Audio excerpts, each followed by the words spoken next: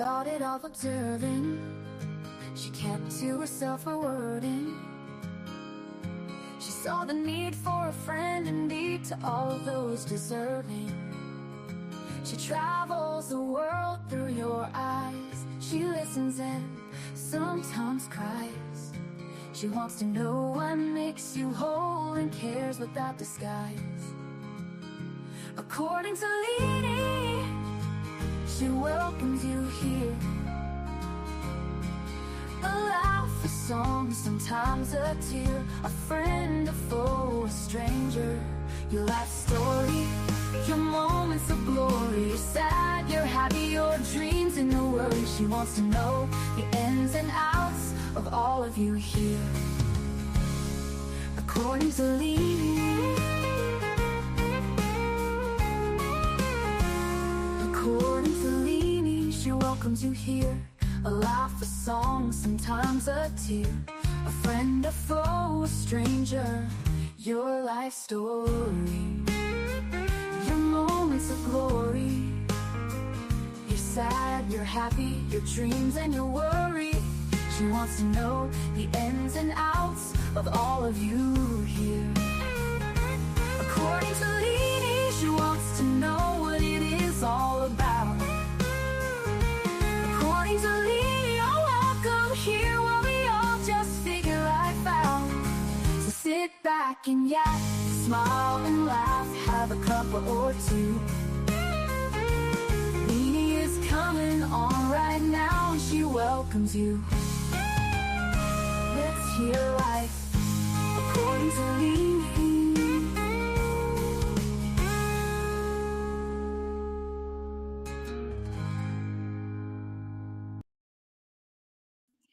Hello, hello. Hi, y'all. How's everybody doing? How are y'all doing? Good to see everybody. Thank you guys for being here. Sunshine's here. Lunch Lady, Mary Jane, don't.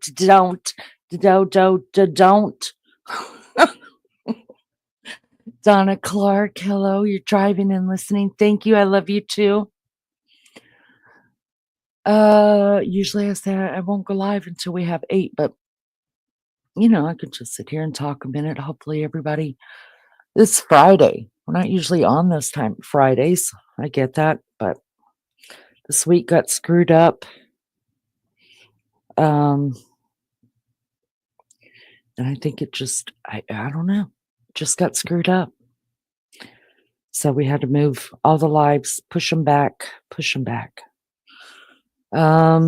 How's everybody doing? How's your day going? What you been into? Tell me what you're getting into. I think Lunch Lady's driving, going back home. Want to send a shout out to Jay Badass, who was not feeling very well today. So she went back to bed. Hope you get to feeling better soon, sister. Maggie's running late. She will be here though. Aussies are in bed at this time. Let's see, what else is going on?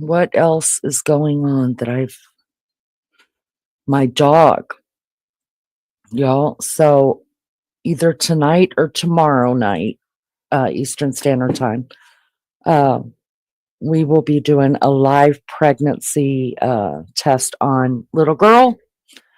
And if she's not pregnant, we're having a really bad phantom pregnancy. She had one her first heat, but it wasn't bad at all. She didn't have any symptoms other than she grew teats. Other than that, she did fine. But she has been sick for about 2.5 weeks with her eating. I mean, I've been struggling. Now, Lulu from Australia told me to give her a little bit of milk, and I thought, oh wow, what a great idea. So I had some condensed milk up there, and I just added a little bit of it to some water because I couldn't even get her to drink water hardly. And I added just a little bit of that. Y'all, she lapped that stuff up like she hadn't drank forever. Sunshine's taking her fur babies to the vet. Well, be safe out there, girlfriend. And she's decided not to eat out of her bowls anymore. They have those metal kind of aluminum bowls. She doesn't want any food in that at all, no matter how much I wash it. I guess she could still taste something in it or whatever. So she's eating off paper plates, not not condensed milk. What is it called? What's the other kind? Carnation, instant milk, not instant milk either. The kind that comes in the can. You know what kind? You know what I'm talking about? Carnation. Uh, you know what milk I'm talking about? Don't make me get up and go look in the refrigerator. What milk is it that I'm talking about? I'll go look. I'll go look. What is this stuff?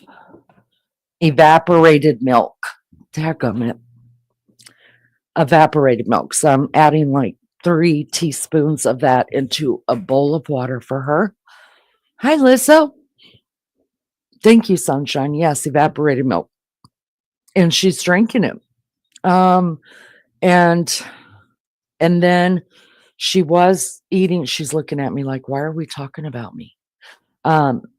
She was eating wet food because you have to get drink down them. They dehydrate really, really fast. And I'm as scared as she was pregnant, which I think she is, that she may be, because she's not getting enough nutrition, scared that she would absorb puppies because they can absorb puppies up to 35 days. After 35 days of pregnancy, whatever's left, they will just give birth to. So I was really worried about her. She was eating wet food, just canned, disgusting wet food. And finally, she's like, nope, not eating that no more either. Then she found the cat food.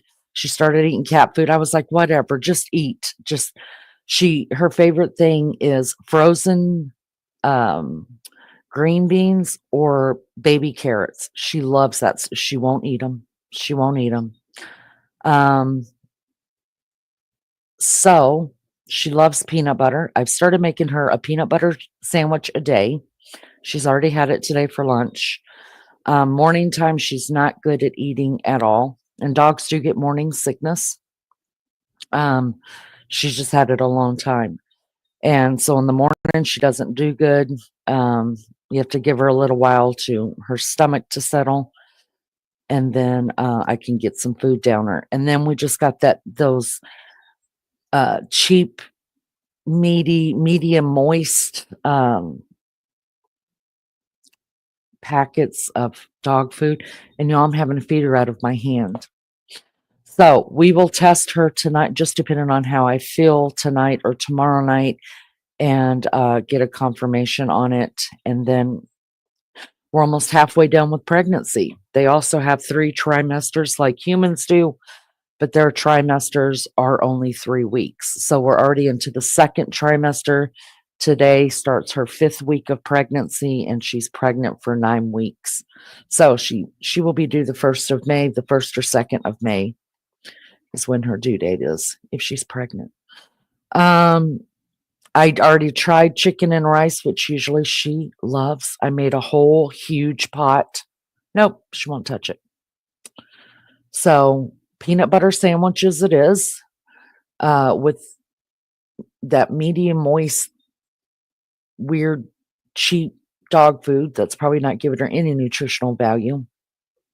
Fed out of my hand, and she's drinking her milk water. That's all I know how to call it, is milk water. I did hear her a little bit earlier go over to the dog bowl because there's 2 different dog bowls going on here. I don't know why, but it just is. There's one that's an aluminum mixing bowl that I've always filled up with cold water. And then I got another one that you tip it, you turn it upside down, and it just lets water flow out when it gets low. And she actually went over to the aluminum dog bowl and drank out of that, but she won't eat out of the dishes anymore. I don't know what's going on. I'm hoping it's just pregnancy and that we're going to get through it. 'Cause she don't know.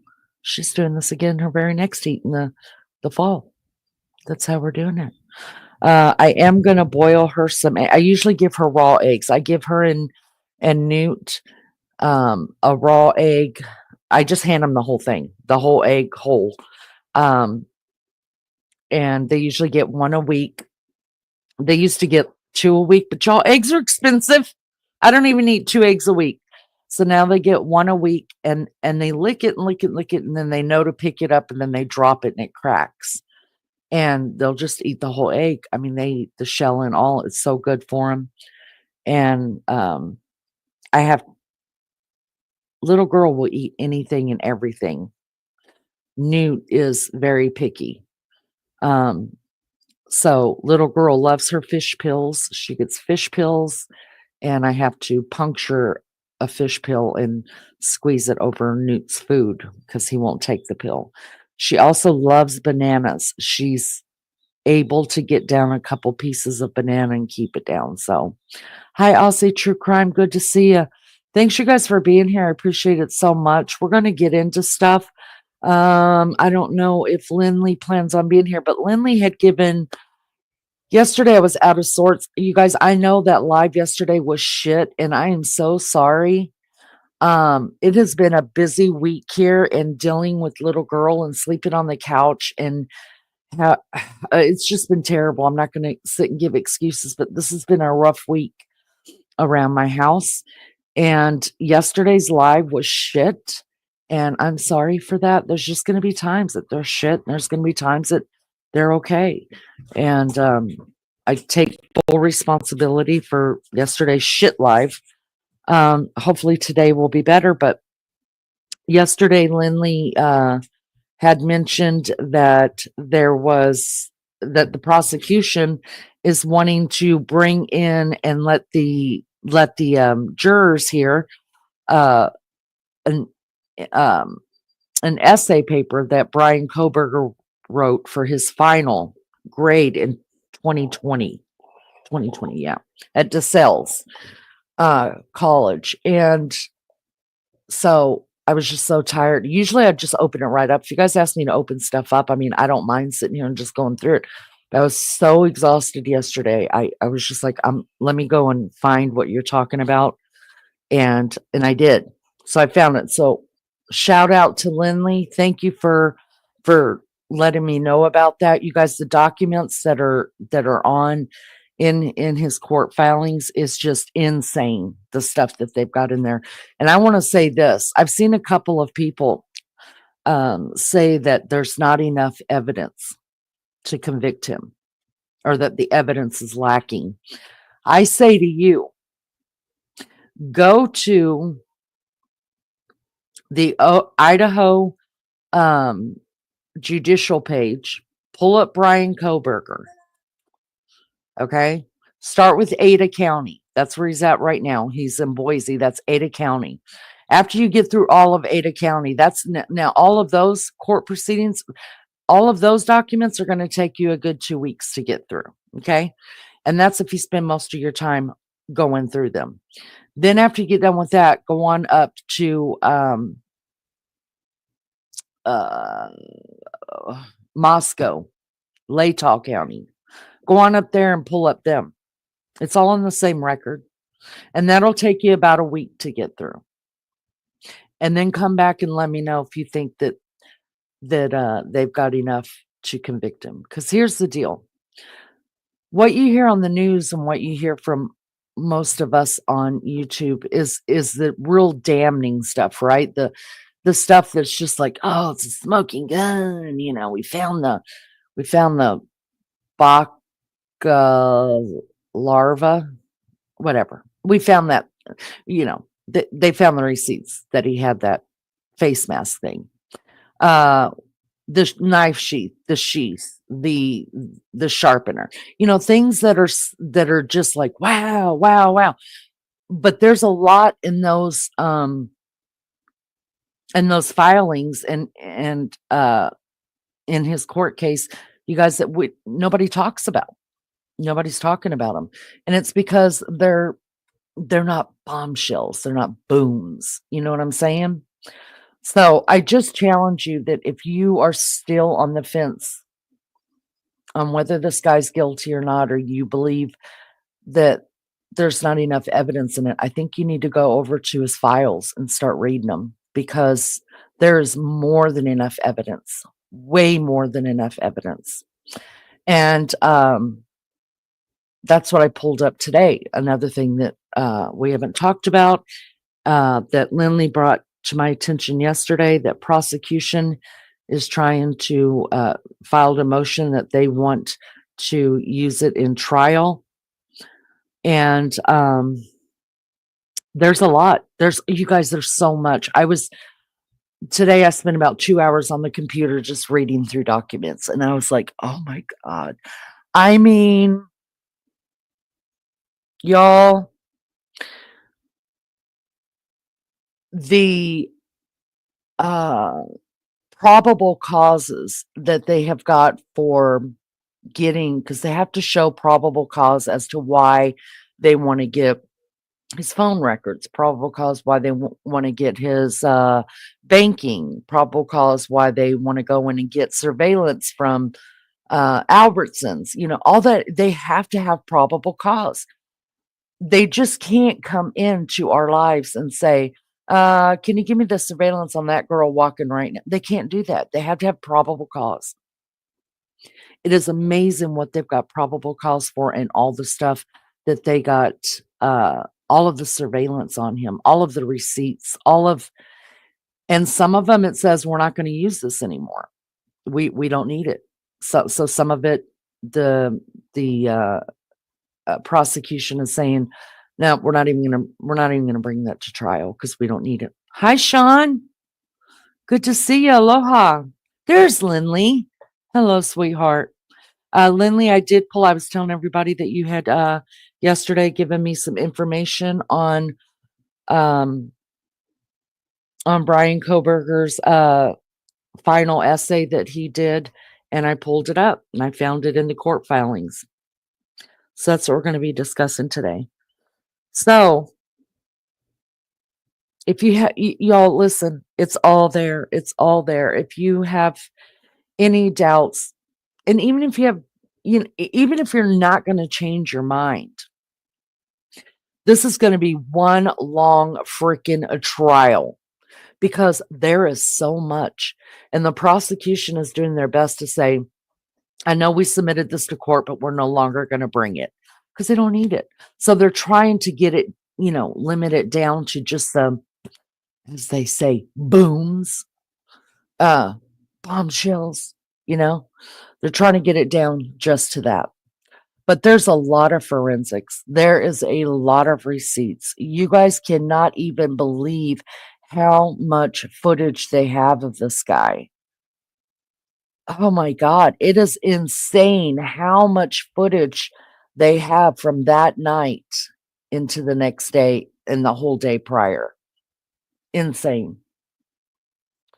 Just insane. So there's that. The other thing I want to tell you is, and I will remind you before I leave here, write this down. My daughter told me when she was staying here, she said, Mom, you got to watch these things, these 3 things. And I was like, all right, send them to me in text so I don't forget them. Well, after I got done doing some research on the computer about this case, I sat down and was trying to feed a little girl, and I turned on one of the shows, and it's on Netflix, and it's called Adolescence. If you have not seen it yet, OMG. Y'all, it's a series. It's a short series. It's only got, I don't know how many episodes in it. I haven't gotten past the first episode yet, but I'm just like, oh.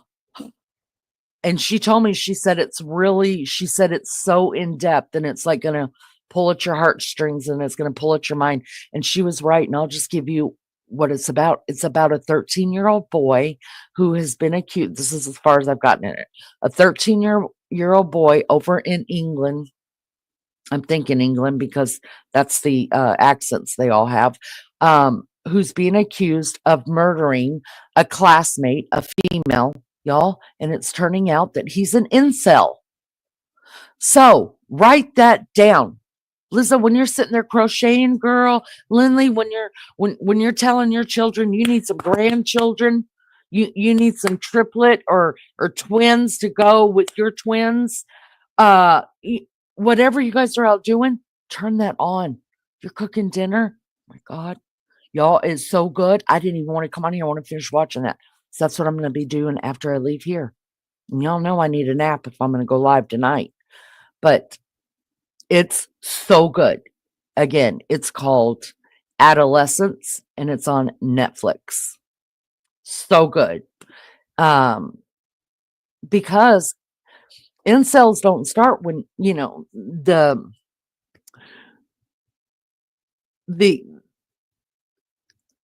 how do I put this in a delicate way? The symptoms of being an incel don't just start at 19 years old.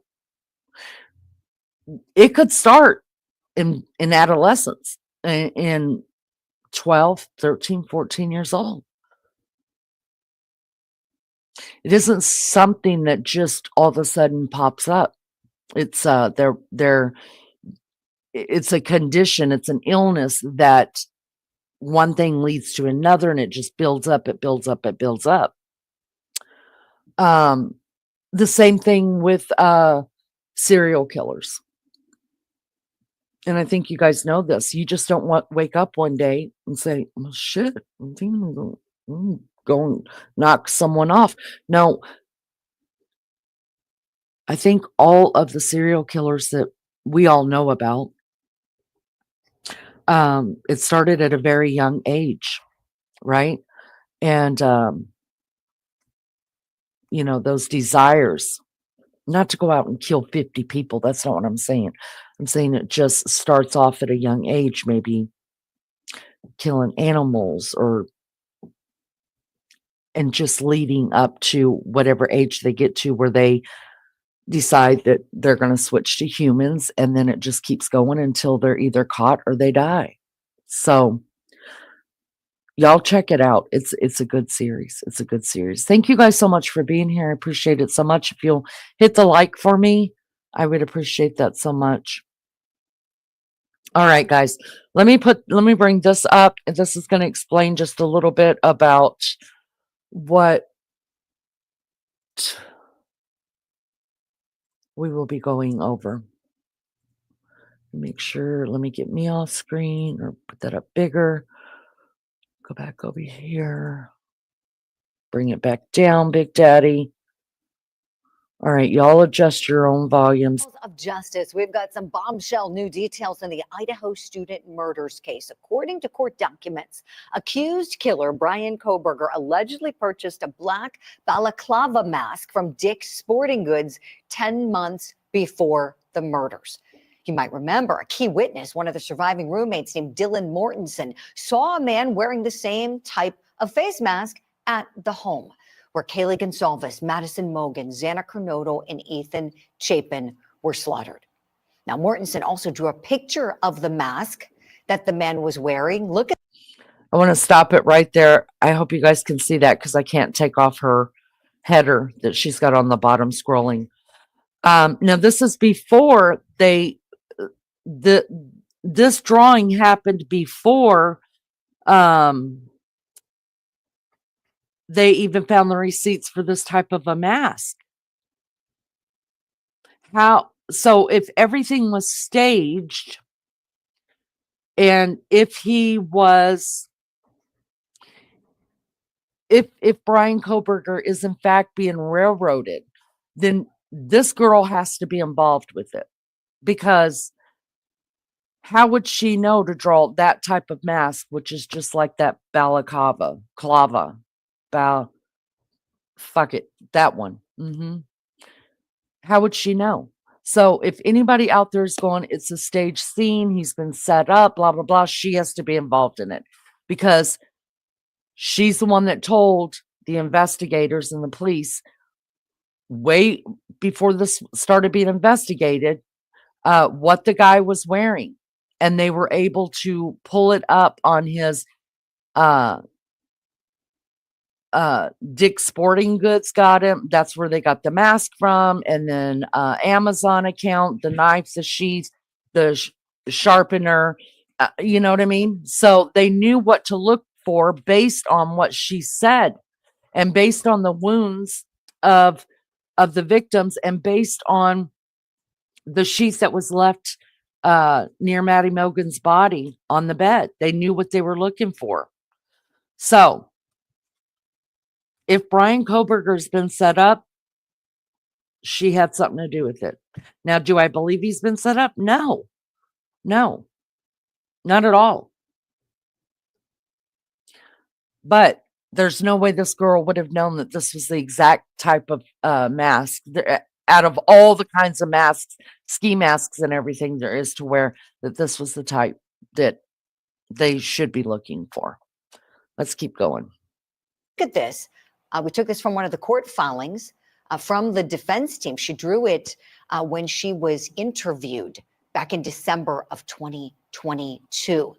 Now, it may be hard to visualize what this would look like on a person by that drawing. So here's what we did at Court TV. We purchased one of these from Amazon, a black balaclava mask being modeled by Court TV senior producer Eric Goldson, who is a lovely guy. He is not scary at all, but look how scary he looks in this mask.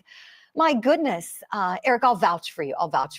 You are the quintessential gentleman, and that mask is going to tip the scales because it looks scary in our studio. And I can't imagine how these victims must have felt, and how Dylan Mortensen must have felt seeing this guy walking through her home wearing that mask.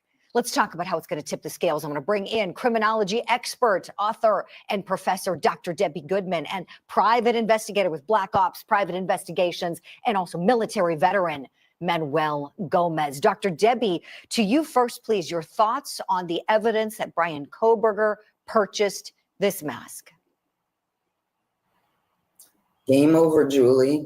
It's a game over status for Brian Koberger. Why? Because this type of face mask is what these individuals do. We call it part of their toolbox or toolkit, if you will. And so now we have a knife sheath, this face mask. And Julie, there are three essential reasons why an individual would bring that item along to a crime scene. First of which is to conceal one's identity. The second of which is what I'll refer to as CPA, to garner a heightened sense and to be emboldened with control, power, authority over the victims. And the third of which you mentioned at the introduction, and that is to create a heightened level of fear, panic, anxiety, shock among those who would see it, thereby formulating more of a compliant type of behavior among the victims so that they would acquiesce to the killer's demands. So I think it's game over for him. And the irony to this, Julie, is that what he prides himself on most is his intellect, and yet it'll be the intellect that will lead to his demise. He's simply not as smart as he thought he was, or as smart as what he wanted to be. Nice. All right, let me just stop it right there, jump back in the chat. Hope everybody's doing okay. Thank you so much for being here. Most men have ideology that we control women on everything their life involves. And for me, I'm ashamed and dishonored by any man who lives by these standards. Thank you so much. Was he looking for rugs? Did he steal rugs? I don't know. I don't know. I haven't heard that. But like I said, this week's been crazy, so I have not been able to dig into all of the drop. And God, please do not drop anything else until I can get into what's already there, because I'll never get there. All right, and then will somebody mind, one of the mods mind throwing in our disclaimer, please? You guys, some of this may be a trigger warning. Please protect yourself from any past or present trauma that you may experience from listening to this type of a live. Fair use disclaimer, Act of 1976 gives allowance for this content to be used for the purposes of criticism, comment, news reporting, teaching, scholarship, and research. So we have that floating at the bottom. One of the mods will drop that in chat for me. Thank you, Lizzo. I appreciate it so much. So we're using this as educational purposes from Court TV. All right, let's keep going with this. We're a little bit almost to halfway. That's sharp analysis from you, as always, Dr. Debbie. I want to dovetail off of something you just said, the intellect aspect of this. According to what prosecutors are saying, Brian Koberger was studying in his criminology program about how to approach a murder scene as a detective would, so as not to contaminate any scene evidence. And so, Dr. Debbie and Manuel, I want to go to you both on different aspects of this question. Dr. Debbie, is that typical in a criminology program? Why is that important, if it is typical, for a student to learn about detectives and contamination? Right. Well, what I think is very important as it relates to this case, Julie, is it's really speaking to what we refer to as mens rea, scienter, the criminal mindset of what an individual is thinking. And then secondarily, of course, we couple it with the actus reus. So yes, there's research, there's presentation, there's writing at all levels across the curricula. Bachelor's, master's, doctoral. However, I would submit that this really gives us a glimpse into this individual's mindset and the planning, the preparation, and the purpose of why ultimately now I think he was studying criminology and criminal justice to learn how to commit murder and to learn how to potentially get away with it. Dr. Debbie, thank you. That's a fascinating take, and I'm sure there are many trial watchers who may agree with that take based on all the evidence we're seeing in the totality. I've got in my hands the kind of knife that he bought from Amazon, and apparently he was searching for a replacement knife as well after the homicides. And take a look at it. When I pull it out, it's huge. It's absolutely enormous. And when you think about contamination at the scene, we know that the sheath was left behind and there was touch DNA, Brian Koberger's DNA, left on the snap of this knife sheath, or one like this knife sheath that I have in my hand. So Manuel Gomez, going to you now for the second part of this question. This guy's reportedly studying how not to contaminate a scene, with respect to how detectives like you would do it when you're investigating a homicide. In all your years, Manuel, have you ever seen a perpetrator be able to leave a scene with nothing behind, no contamination whatsoever? No, unfortunately, Julie, on all my current murder investigations, everybody makes one mistake, at least one piece of evidence behind. But I have to agree with Dr. Debbie, and that is that his intellect is going to be his downfall. The fact that he did the homework on how a detective walks through a crime scene without disturbing the evidence shows his premeditation to commit this crime, so that when he commits the murder, he knew how to protect himself and what not to do. But the fact that he investigated that shows his premeditation, the mask. And unfortunately, that knife you lifted up is the very same knife I carried in Afghanistan and in Desert Storm. It's a K-bar. It's designed for killing. It's extremely reliable, and it proves his premeditation.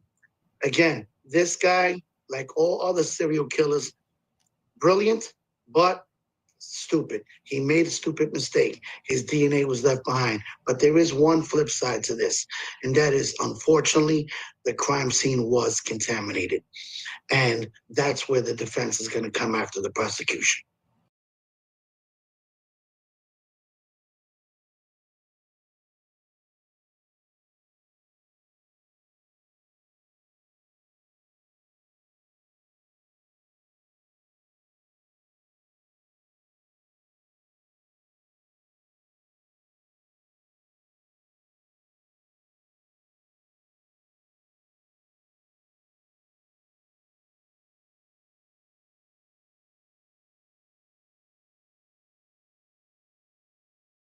Son of a bitch. I hate when I do that. I had to stop it right there and back it up just a minute because this is the first time I've gotten the willy-nillys over the knife. And I've seen it a lot. I pulled it up. I've looked at it. I've looked at Amazon. Oh my God. Anyways, I guess seeing it in her hand, I don't know why, but could you imagine being in bed or, in your jammies, in your sweat clothes, bras off, you're ready to go to bed. You've had a great day. It's been fun. You've had a little liquor. You've had a little this, a little that. And then you see this guy walk in your room with this. And then not only that, but he's coming after you. And this is how you die. This. And for those unfortunate people, I mean, the whole thing is unfortunate. Yes, Genevieve, hi, good to see you. Yes, he used a K-bar. For the really unfortunate, some of them felt a lot of those stabs and a lot of those cuts and a lot of those slices before they passed. That blows my mind.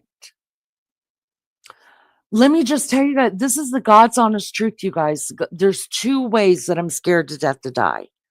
One of them is drowning, because I've had a couple of instances where I almost have.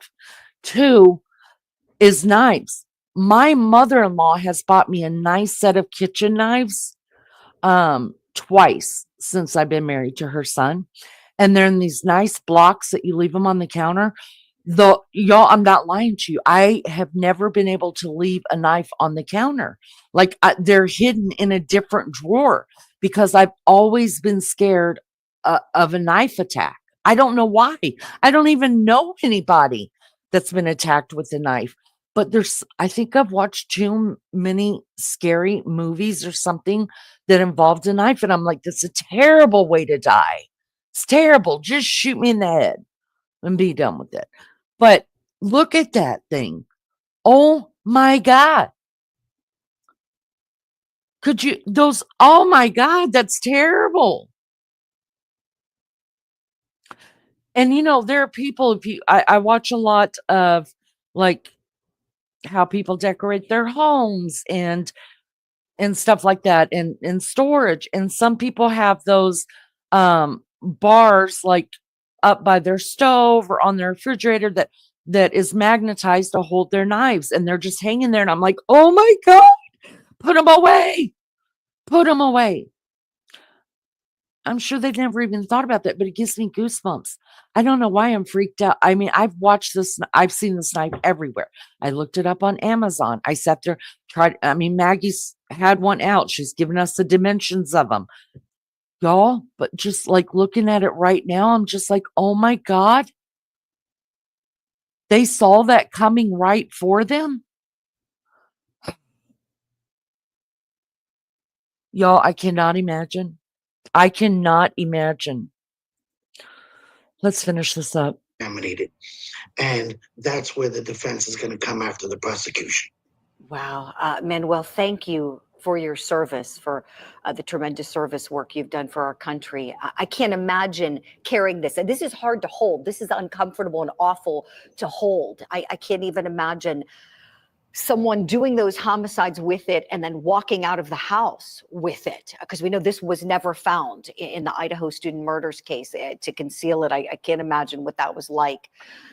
Dr. Debbie, final question to you, please, on Dylan Mortensen, the surviving housemate who saw this person walking out wearing dark clothing, wearing that type of mask that we just learned Brian Koberger purchased from Amazon. How key is her testimony going to be when it comes to making an identification? Because we know she said bushy eyebrows, but beyond that, you can't see much of the face, can you, Dr. Debbie? Your thoughts on how we can get the ID in this case?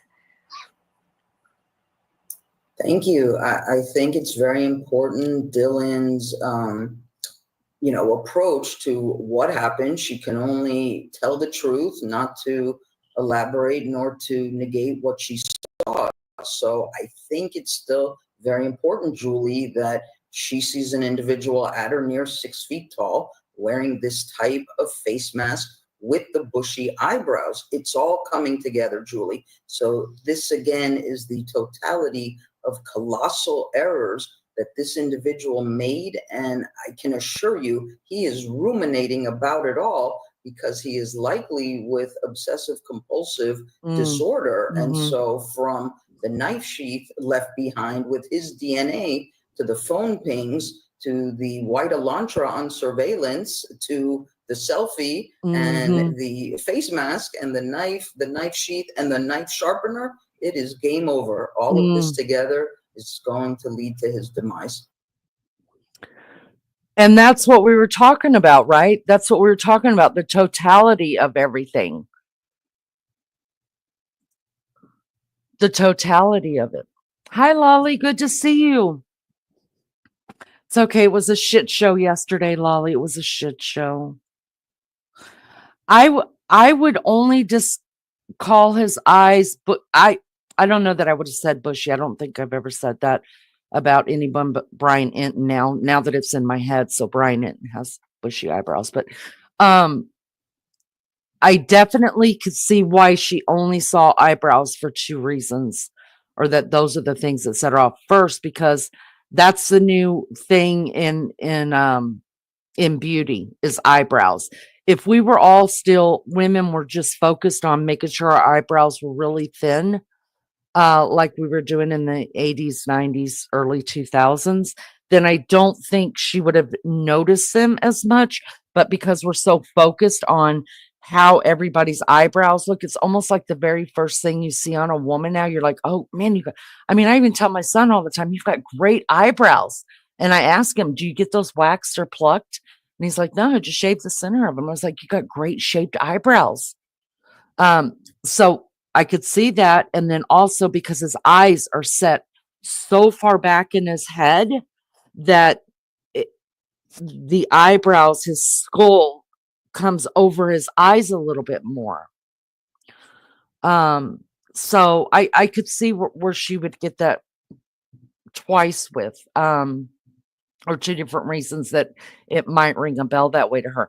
I want to ask you guys this though, knowing that he bought that face mask in January. So the crimes didn't happen until November 13th. He bought the face mask in January. The knife sheath, the sharpener 3 months before. If he did kill these kids, these people, is that premeditation to you? I think it absolutely does show premeditation. Listen, like I've said before, I've said it many times, you guys are probably tired of hearing my broken record. If we're looking at all of this individually, oh, he's got a ski mask, big fucking deal. Oh, he's a hunter and a fisherman, he bought him a K-bar. He's got a skin-nosed deer. Not a big deal.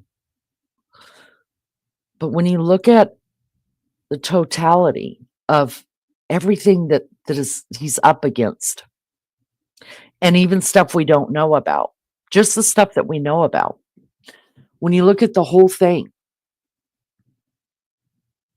this guy is sincerely the unluckiest guy on earth, or he did it. That's just, I'm sorry, there's no other way to cut it. I just I don't understand it. I don't understand at all. I can still kind of understand when somebody says there's no way this guy killed 4 people in this amount of time. I can understand that. But how people cannot see with all of the evidence that's stacking up against him. I mean, I don't know. I don't know what to say. I don't know. I am going to read the what is in this document now. I hope I don't put you guys to sleep. I hope you guys will stay with me. If you can't stay with me, thank you for being here. I appreciate it. I'm gonna read the end, his final essay that he wrote. I have not read it yet. I only know what Lindley has told us about it, that and what we heard on there, that he turned in this paper, this final essay. And it is about a 35-year-old woman that was apparently stabbed to death, and he's the lead investigator in it. And just from what I know already, I have questions. Did he actually go into criminology because he knew he was going to be a serial killer? Did he, or was it just that he wanted a great prestigious job like that? Did he want to become a police officer in Moscow because being a serial killer and being a cop at the same time? I mean, that's the Jekyll and Hyde effect. That's I mean, that really takes some balls. Really takes, I mean, imagine if he never got, imagine if it's him. Imagine he worked his way up to being an investigator, because you just don't go be an investigator, right? You go work the beat for a little while and get promoted. And imagine he is investigating his own crimes. Did he think that far ahead? Did he think, yeah, I'll just start with police department and then I'll, work my way up the ranks, become an investigator, become a detective while I'm killing people, and then I can work my own scene? Wouldn't that be something? He would, and then if he ever got caught, he would be, I've never heard of an investigator that worked their own scene, but he would be pretty notorious. And I think people who do these types of killings and who are serial killers, and they want notoriety, whether you know their name or not, they just want their deed. That's good enough. That's good enough. Just that everybody knows about them. So I do have some questions about it. And unfortunately, we'll never get the answers. Maybe if he's convicted 40 years down the line, I'll be probably good and dead. But somebody will, and he'll come clean, because a lot of people that sit in there on death row for years and years and years, they do talk about a lot of what their plan was and how they got into it and things like that. They don't always tell everything, and they tell you they won't tell everything. I don't know what that's about. But hopefully one day someone will get those answers. Now he most likely will face the firing squad. I think it's awesome. He wasted his life for a thrill kill. Yeah. And I think he would have continued doing it. Lindley thinks he was preparing, and it was 100% premeditated. Genevieve as well. All right, let's go over here. All right, let's see. So this is a filing that was done by the court.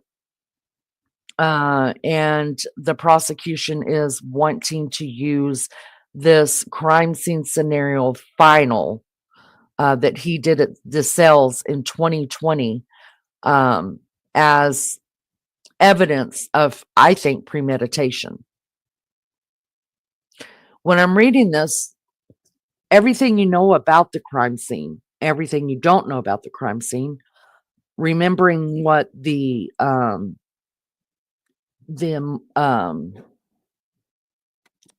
coroner said, how two of them fought back, and how the crime scene was was one of the most terrible she's ever seen. And things like that, just listen and see if you hear that in this final paper that he wrote. And I want to say, I think I read that he got a B on this, or somebody said he would get a B. This actually had to be counted, so I think he ended up getting a B on it. I'm not sure. I'll look it up again though. All right, so this was done by Brian C. Koberger. His teacher was Professor Dave, I think it's Seip, S-E-I-P. And it was written on May the 5th, 2020. Wow. May the 5th, 2020. Almost 5 years. 5 years ago. That's a long time. And he killed his first people 3 years after this was written. Amazing. All right. Arriving at the crime scene. The first thing to be done is to block off. Now, remember, this is Brian Koberger giving us a scenario that he is the lead detective come up on this knife killing of a 35-year-old woman. Okay. So he's giving you the steps of what he's got to go through and how he investigates the scene. So here we go. Arriving at the crime scene, the first thing to be done is block off the crime scene in order to avoid crime scene contamination. Keeping people out of the scene minimizes evidence contamination though many may be curious to see what occurred. The theory of transfer states that we bring something with us to the crime scene and take away, thus skewing the crime scene from the original state by contamination. This is because the original state of the crime scene was left by the criminal suspect. A lack of contamination allows the scene to be a snapshot in time. Another bullet point. The curious must be noted and immediately evicted from the scene. Another bullet point. People to be kept out of the scene, including unauthorized civilians, and any more than the absolute minimum number of law enforcement agents and forensic crime processors. Another bullet point. Waiting for backup to arrive, I should stand guard at the scene, preventing these unauthorized people and even holding back eager officers from entering the scene. I must call my immediate supervisor, inform them of the deceased white female who is approximately 35 years of age. I must obtain an initial search warrant to search the scene. Failing to do so will mean that evidence is inadmissible. A bullet point on that. This is another reason why holding personnel from the entry is key. The coroner must be called in order to pronounce the woman dead, and EMS should be called if they were not already called by the patrol officer 15 minutes earlier, as they would have provided emergency care if the woman showed signs of life. This would have been important for many reasons. Her livelihood is one reason, but from the stance of a patrol officer or a criminal investigator, she may have given a dying declaration of her attacker when informed of her impending death. Forensic services are next on the list to call, as they are best equipped to handle the evidence, process it, and ensure that there is not any contamination.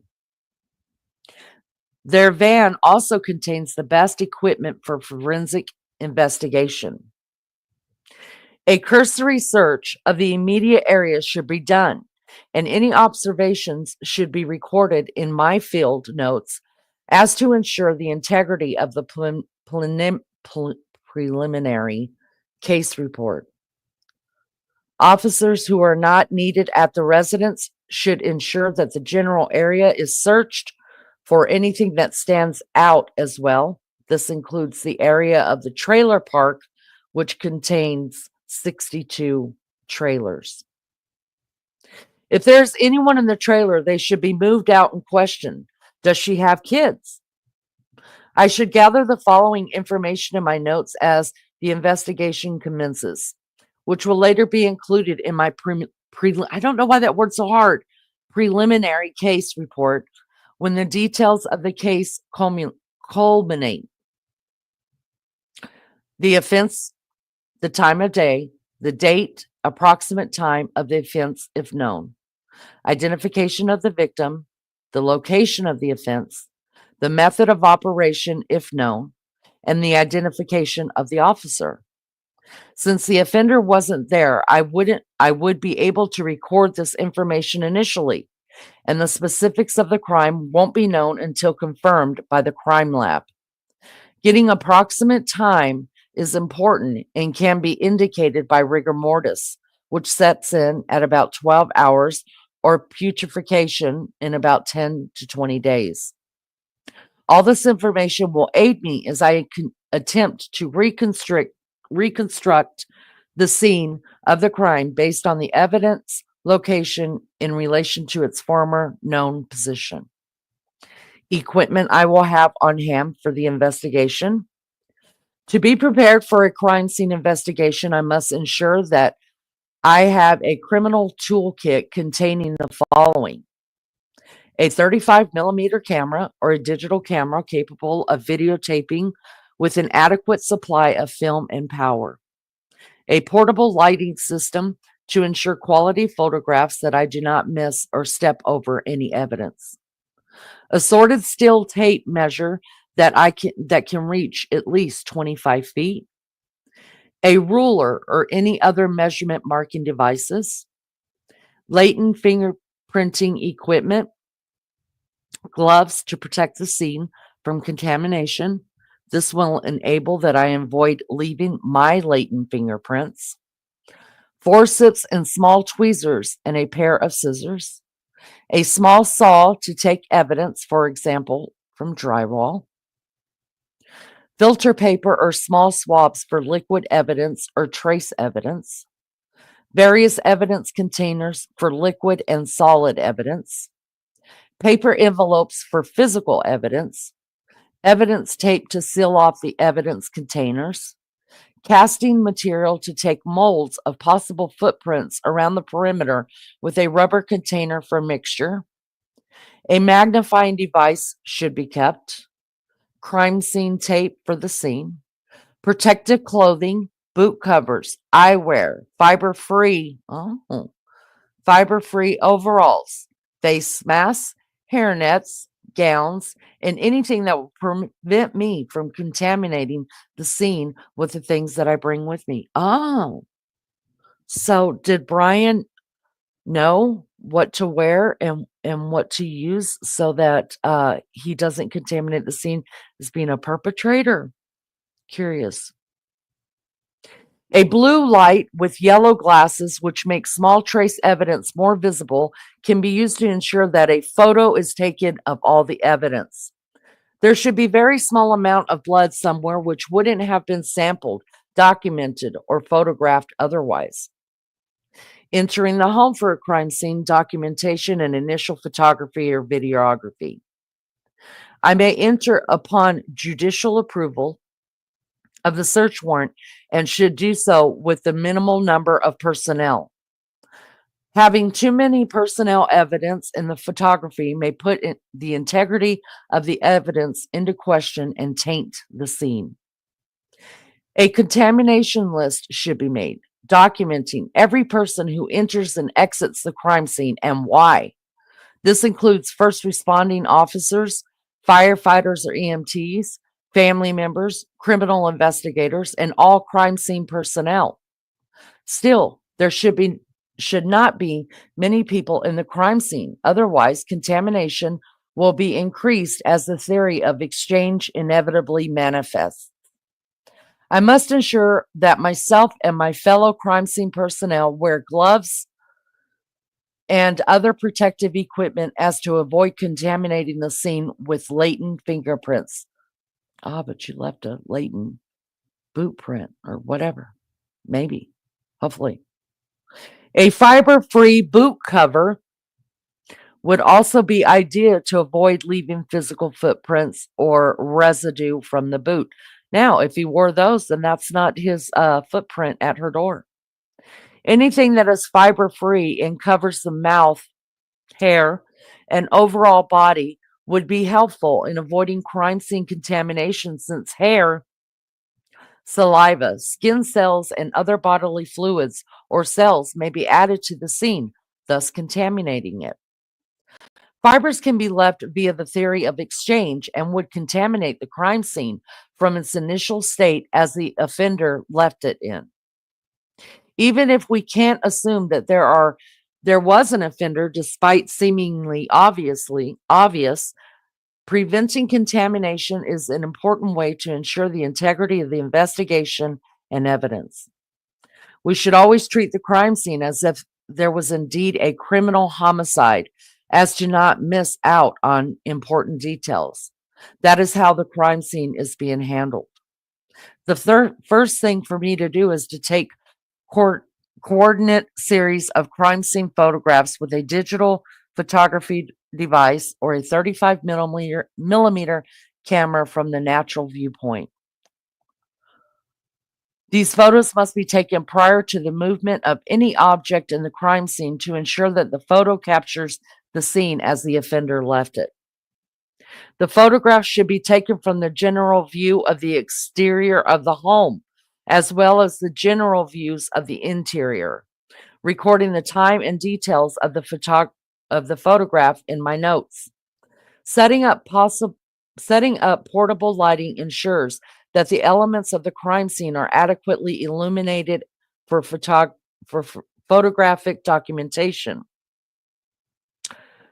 The photos should be in color as to provide the best, most accurate image, thus avoiding photographic distortion. The following details regarding photography should be recorded in the field notes and on the back of the photos if possible. Recording these details will ensure that the defense attorney does not attempt to devalue the quality of your evidence, which may make it inadmissible. Number one, data to identify the subject of the photography, but without too much unnecessary information. Number two, the location of the photograph, including the state, city, and street address. Number three, the identifying data of the photographer, including the name, police agency, badge number, and identification number. Number four, the case number if established at the time of dispatch. Number five, the precise time of the photograph. Number six, the date the photograph was taken. Number seven, the weather at the time. Ooh. Mm-hmm.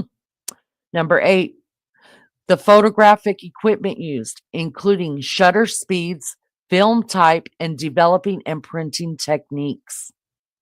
Next, photos of the specific rooms should be taken, with special attention to the living room in which the deceased woman is found. As the coordination of the photos is focused inward, specific components of the crime, like physical evidence, should be accounted for and detailed. These should also be logged in my field notes. This physical evidence should be photographed next to a measure marker, which can be a ruler or any other easily comparable object of well-known size. The body and physical evidence to take a picture prior to collection from the forensic services and criminal investigator includes, number one, the deceased woman in the living room, who should be photographed under adequate lighting from a long view. Specific shots should be focused on the evidence of the harm on her body and clothing. Oh my God. Can you imagine these crime scene photos from Idaho? God. Insane. Gail, if you need me to carry on reading, let me know. Let me finish this page and then you could start the next page because my tongue gets twisted. Okay. Next, photos of specific rooms should be taken with special attention to okay, we got all that. All right.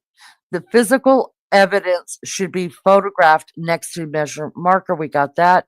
The body and physical evidence to take a picture prior to collection from. We got that. The deceased woman in her living room who should be photographed under adequate lighting. We got that. The bruises on her face, the marks on her neck, the bloody shirt, and any other signs of postmortem lividity should be photographed and taped without moving the victim. The measurement marker should be placed next to her. This will show if an offender moved the woman as to manipulate the crime scene. Huh? Does she have defensive wounds? Are there hesitation marks on her related to the knife? Or are there multiple stab wounds? These must be photographed and taped. Y'all, just God. this man knew a crime. Everything. Listen, if nothing else is said, Maggie, about him, if the man is not guilty, he knew a stabbing He crime knew what to scene. do. He knew what to do, what to wear, everything. Yep. All Oh right, my Mag Love, God. can you read that, honey? Yeah, can you send me it? It's a whole page full of. Isn't it on? How Is it will on the I? screen? No, Can you read it on? Oh, shit not on the tons. screen. How do I send this to you? Let me see how many are left. If That's a lot of reading. can you send it via messenger? Let me see if I could drop it in back chat. Will that help? Yeah, and I'll just do the link on it, you mean? Yeah, yeah. Yeah, go on. Okay. How did I get out of that? Or Oh, I didn't have it on the screen? yeah, no, you haven't got it on the screen. Oh, fuck me. I was just reading it. Okay, that's why. Go on. Oh, no wonder. Okay. Can you read it now? Okay, I'll just see if I can make that bigger, Ilson. Yeah, it's I'll just bring it right close up. So where are we up to? That right there. At the top, in the mark Yes. on her neck. Yeah. Uh-huh. Okay. So is the mark on her neck related to the hanger near her? The photographs make us sure that these items were indeed present at the crime scene.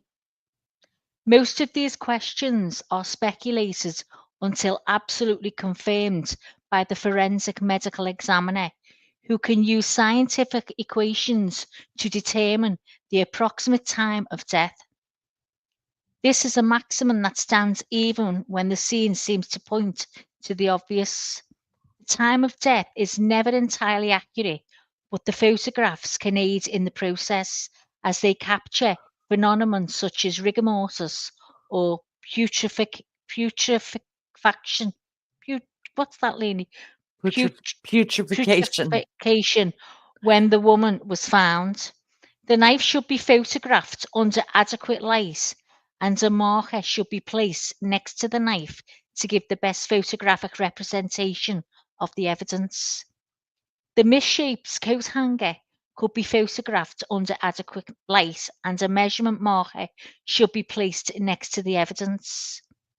The upends of furniture, upends of furniture and children's furniture should be photographed firstly from a long view, and then focus specifically on each piece of furniture under the adequate lighting with a measurement marker. All of this should be well documented in the field notes and on the photograph. Is there any signs of forced entry to the home? This will be evident by broken glass from windows and pry marks on the doors or windows surrounding the house. This should be photographed, videotaped, and documented. If there is not forced entry, it may be suggested that the woman knew her killer. A video camera will be used as well to go over all the evidence which was photographed. Documentation of the video evidence should also be filled and recorded in the field notes. The crime scene sketch.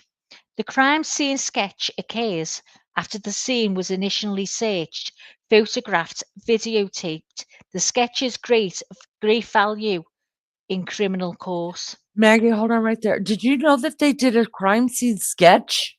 No, I didn't know that. no. So Huh. they've got to draw it. Yeah, I didn't know that. My God, so you've got to be able to draw as well, because you must have to. Shit, no 'Cause wonder it takes them so long at the damn I'd have crime to do scene. I'd do a matchstick, man. Me too. Oh my My God, go gosh. ahead. I'm sorry that I just didn't know that. No. I know I when I had was no reading idea. that, I was like, oh my God. It's a great value in a criminal court. This sketch should first be done in pencil to ensure that the sketch accurately portrays evidence and measurements pertaining to the crime scene. The final version will be done in non-perishable ink via pen. I got a PBRB.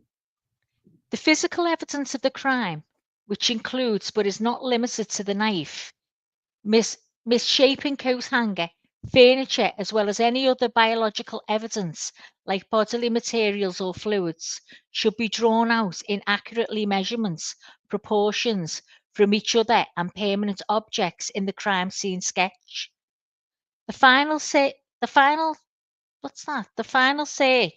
and confirmation by the forensic processing unit and investigator will determine whether this was all physical evidence at the scene.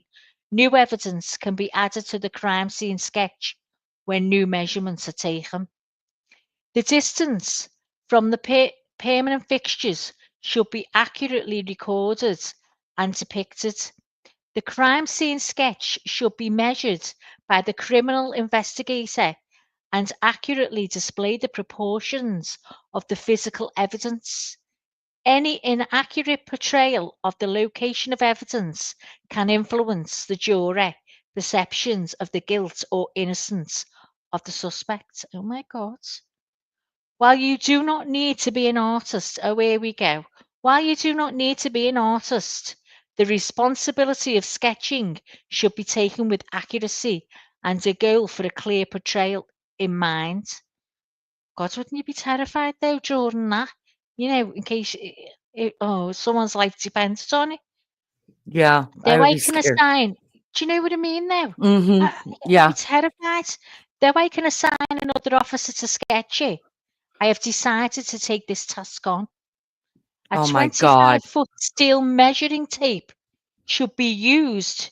25-foot steel measuring tape should be used to record these exact and accurately recorded measurements of the physical evidence and permanent objects in the house.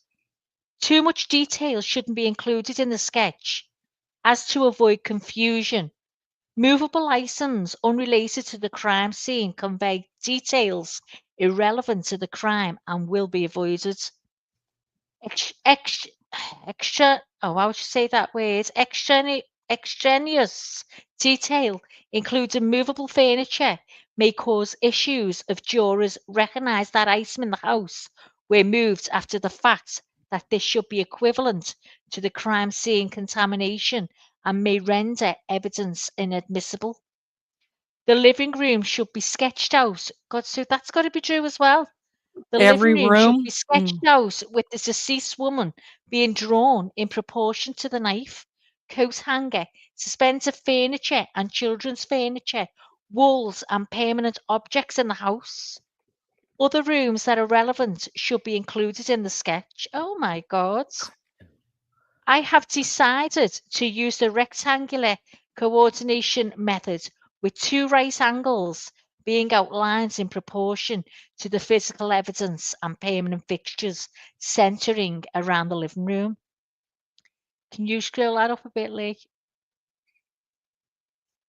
A projection can be used to document biological trace evidence like bloodstains or other physical evidence that imprinted on the walls. Bullet holes would be something that should be ruled out. And if bullet holes are present, they should be documented on the 3D exploded sketch before the dry wall is removed via saw. Though it appears obvious that the knife was used in this crime, we do not know this for sure and should make sure to document everything and look for less apparent evidence. Good grief. Let me know when you get tired, Max. I'll It's take fine, back it's over. fine. Even if there was an item introduced to the scene by an offender to throw off investigators, it is not the job of the criminal investigator preceding the crime scene to jump to conclusions. The crime lab will be able to decipher with scientific certainty what is and not an original element of the crime. Staging is common. For example, the offender may take items from the house to make it look like a burglary turned robbery, which went wrong. The official crime preliminary report should include the accurate sketch with the following details included: the name of the investigator and identifying badge number, a detailed location of the scene, such as the city, state, street address. The living room should be noted as the corner of the sketch. The date and exact time to the sketch was first drawn in pencil. The evidence listing key, which shows evidence as it corresponds to a letter or mark indicated in said key. The case number of the investigation, a compass arrow to give direction. The scale of the sketch should be included or the words not drawn to scale. I am choosing to draw it to scale, which 1/4 inch equals 1 foot. The computer science design program, CAD, which uses laser lights and takes up to 25,000 measurements per second in 3D, may be utilized if available, for the scale of the scene is most accurate. I would request the CAD is available, for it gives the best portrayal of the serious crime, allowing for an accurate point of view and zooming of particular elements of the crime scene. Let me The remind you more guys of something. Hold on just a minute, Go on. Maggie. Remember yesterday when we talked about how um that the defense is coming out and saying that he wouldn't be a good candidate to go on Mhm. on the stand because Yeah, they're having to explain things to him 2 and 3 times for him even to understand yeah. it. Does this sound like a guy who can't understand? Oh my God, you've got to be a genius to take all that on board. I mean, and this is his paper. He wrote this. Oh my! Oh, did he write this? Yes, this is what he wrote. Oh my God! I thought this is what he was given. No, this is what he wrote as his final paper at DeSales University Oh to my get God! his bachelor's in criminology. There's Does this no sound like a chance. guy that's got No problems, way. y'all? No. No. Okay. I mean, Oh come my God. on.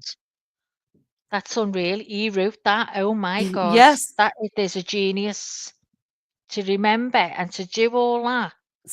Yes. I mean, even if Every he's using a detail of it. book, even if he's using a book to go step by step, he has to put his own words in there to He's make got it to his put his own. own, yeah, Yeah. he's got to. I'm sorry, guys. I don't buy that bullshit that his autism and his social problems Has makes anything him to do with him not getting up. has dumbed him up. This guy is smart. He's smart. Keep going, Max. Yeah. The more comprehensive crime scene search using the strip search method. In order to collect evidence from the interior of the residence, I will assign roles to officers on the scene, briefing them to watch where they are stepping and not act impulsively or without great care. Hasty actions will lead to valuable evidence being trampled and lost.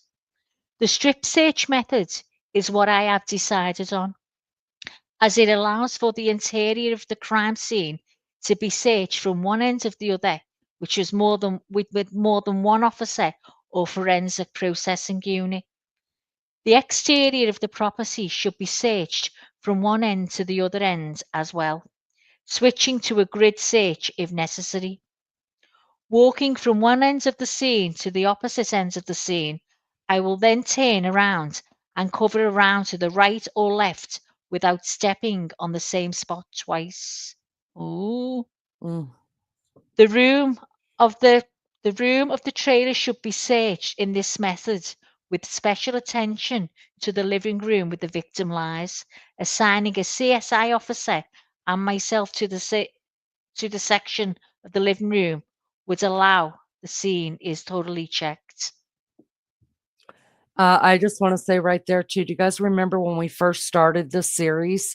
Um, one of the very first motions that I read from Ann Taylor, the defense lawyer, was trying to argue the probable cause because she said that there were too many officers involved in it, like writing the probable cause.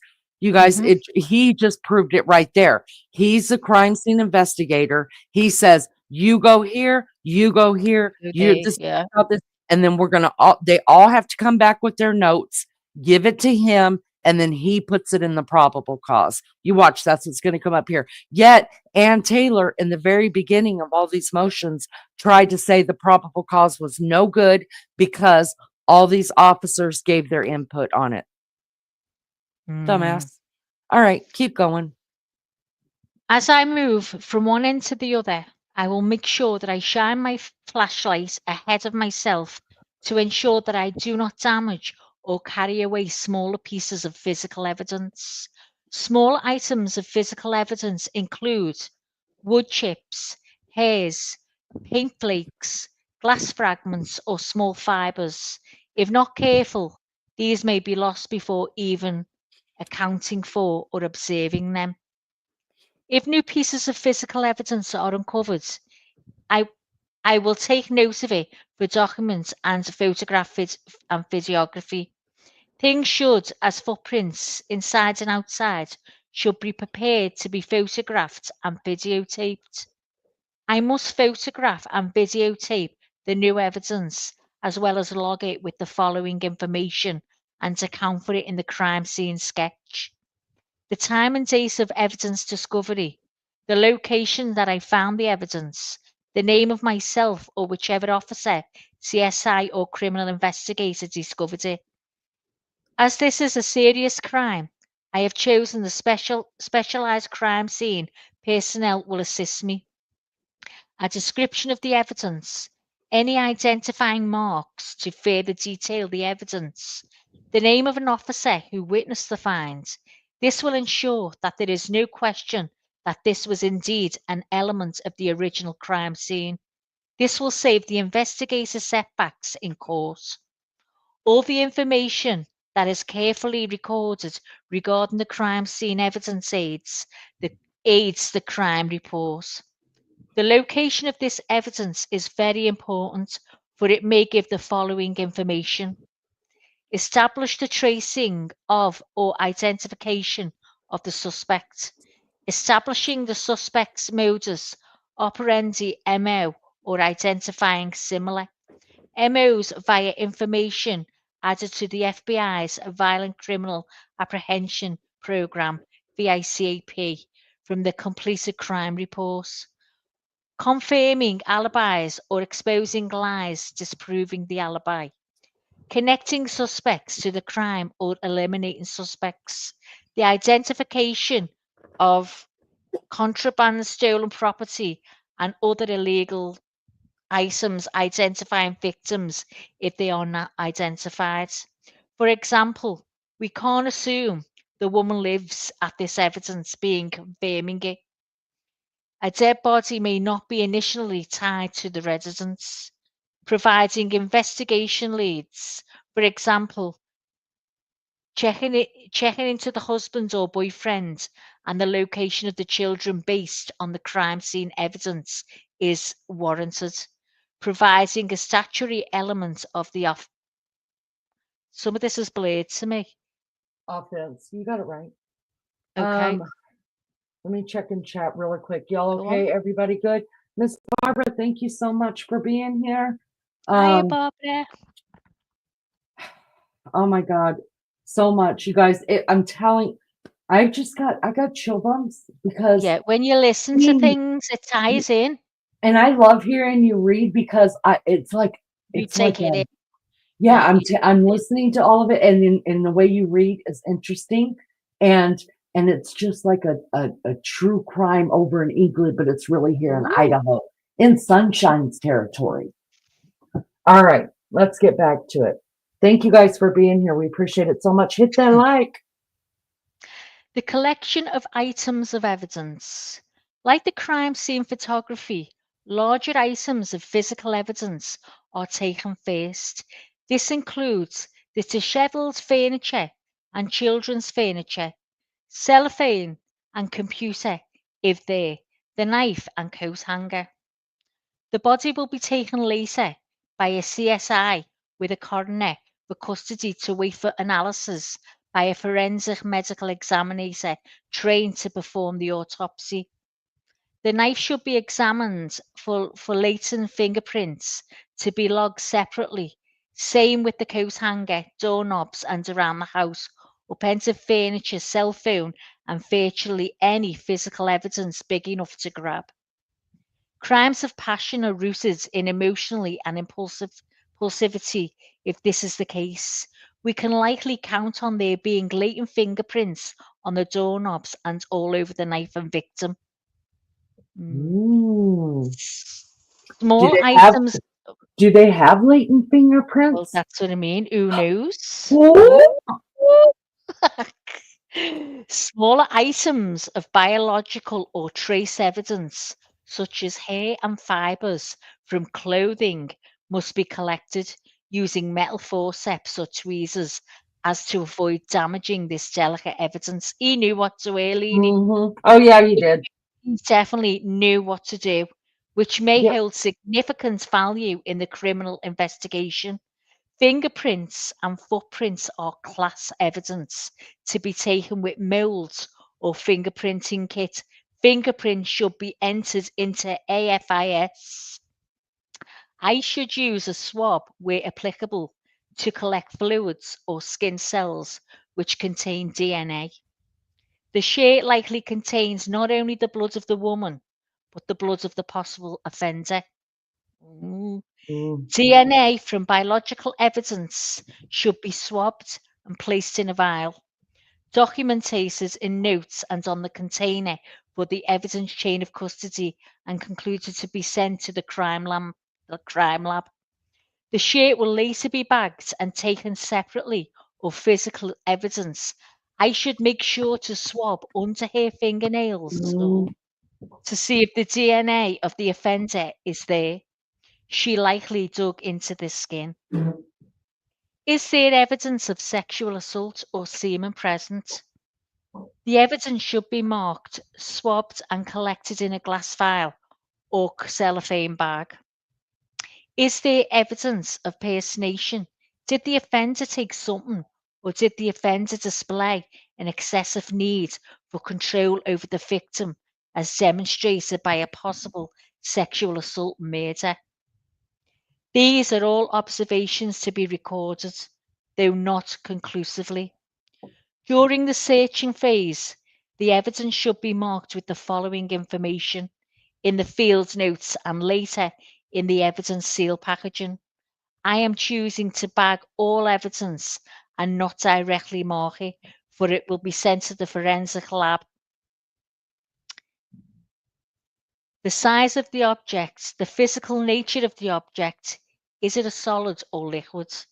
If the evidence is a liquid, it should always be kept in an airtight container, such as a cellophane bag or glass vial, and marked. The value of the object and the number of like objects, the case number pertaining to the evidence. The date and exact time retrieved, the initials of the person who marked the evidence, BK in this case. Oh my God, he called himself BK.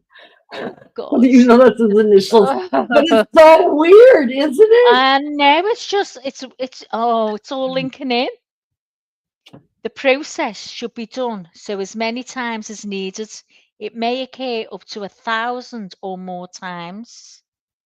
It must be counted accurately, and the quantity should be accurately recorded on the container. Packaging the evidence for the forensic lab. Each item I collect, including but not limited to the knife and coat hanger and bloody clothing on the woman, must be packaged in the proper way for forensic lab analysis.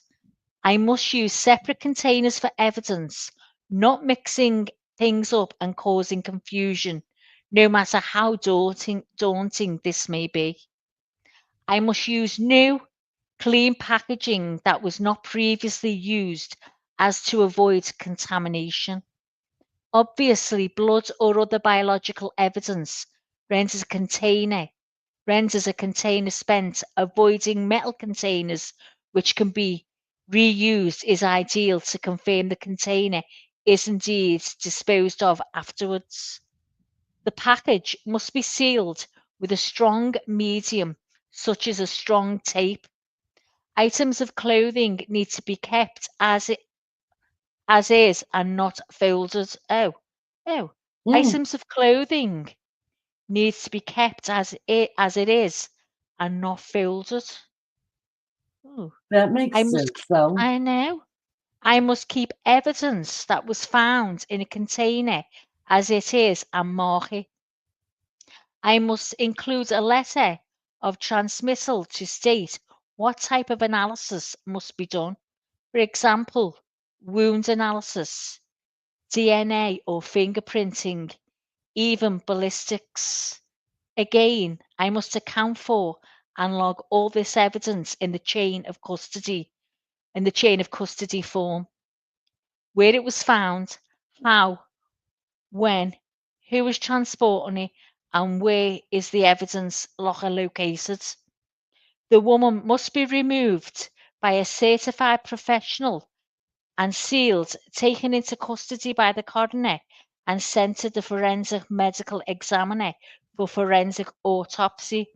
This must be all logged in a field notes and initial crime reports before compiled in the closing report.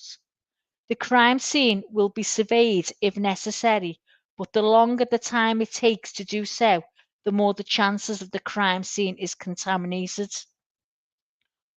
When mailed, it must always send this evidence in registered mail enclosed with a secure receipt. The careful collection of evidence is all necessary for the crime lab criminalists to be capable of analysing all elements of the crime, being that they rarely come on the scene. Y'all, I just learned something else I did not know. Go And on. why I didn't know this, I don't know. So they take all the clothes off of victims Yeah. before they take them out of the scene. I did Did you never know guys that. know that? No, I I mean, thought he took them as they were. yeah, every time you see them, like if you're watching CSI or whatever, and you see them on the slab in the coroner's office, of course they're always nude when they undo the Yeah. open up the bag that they're in, right? Yeah.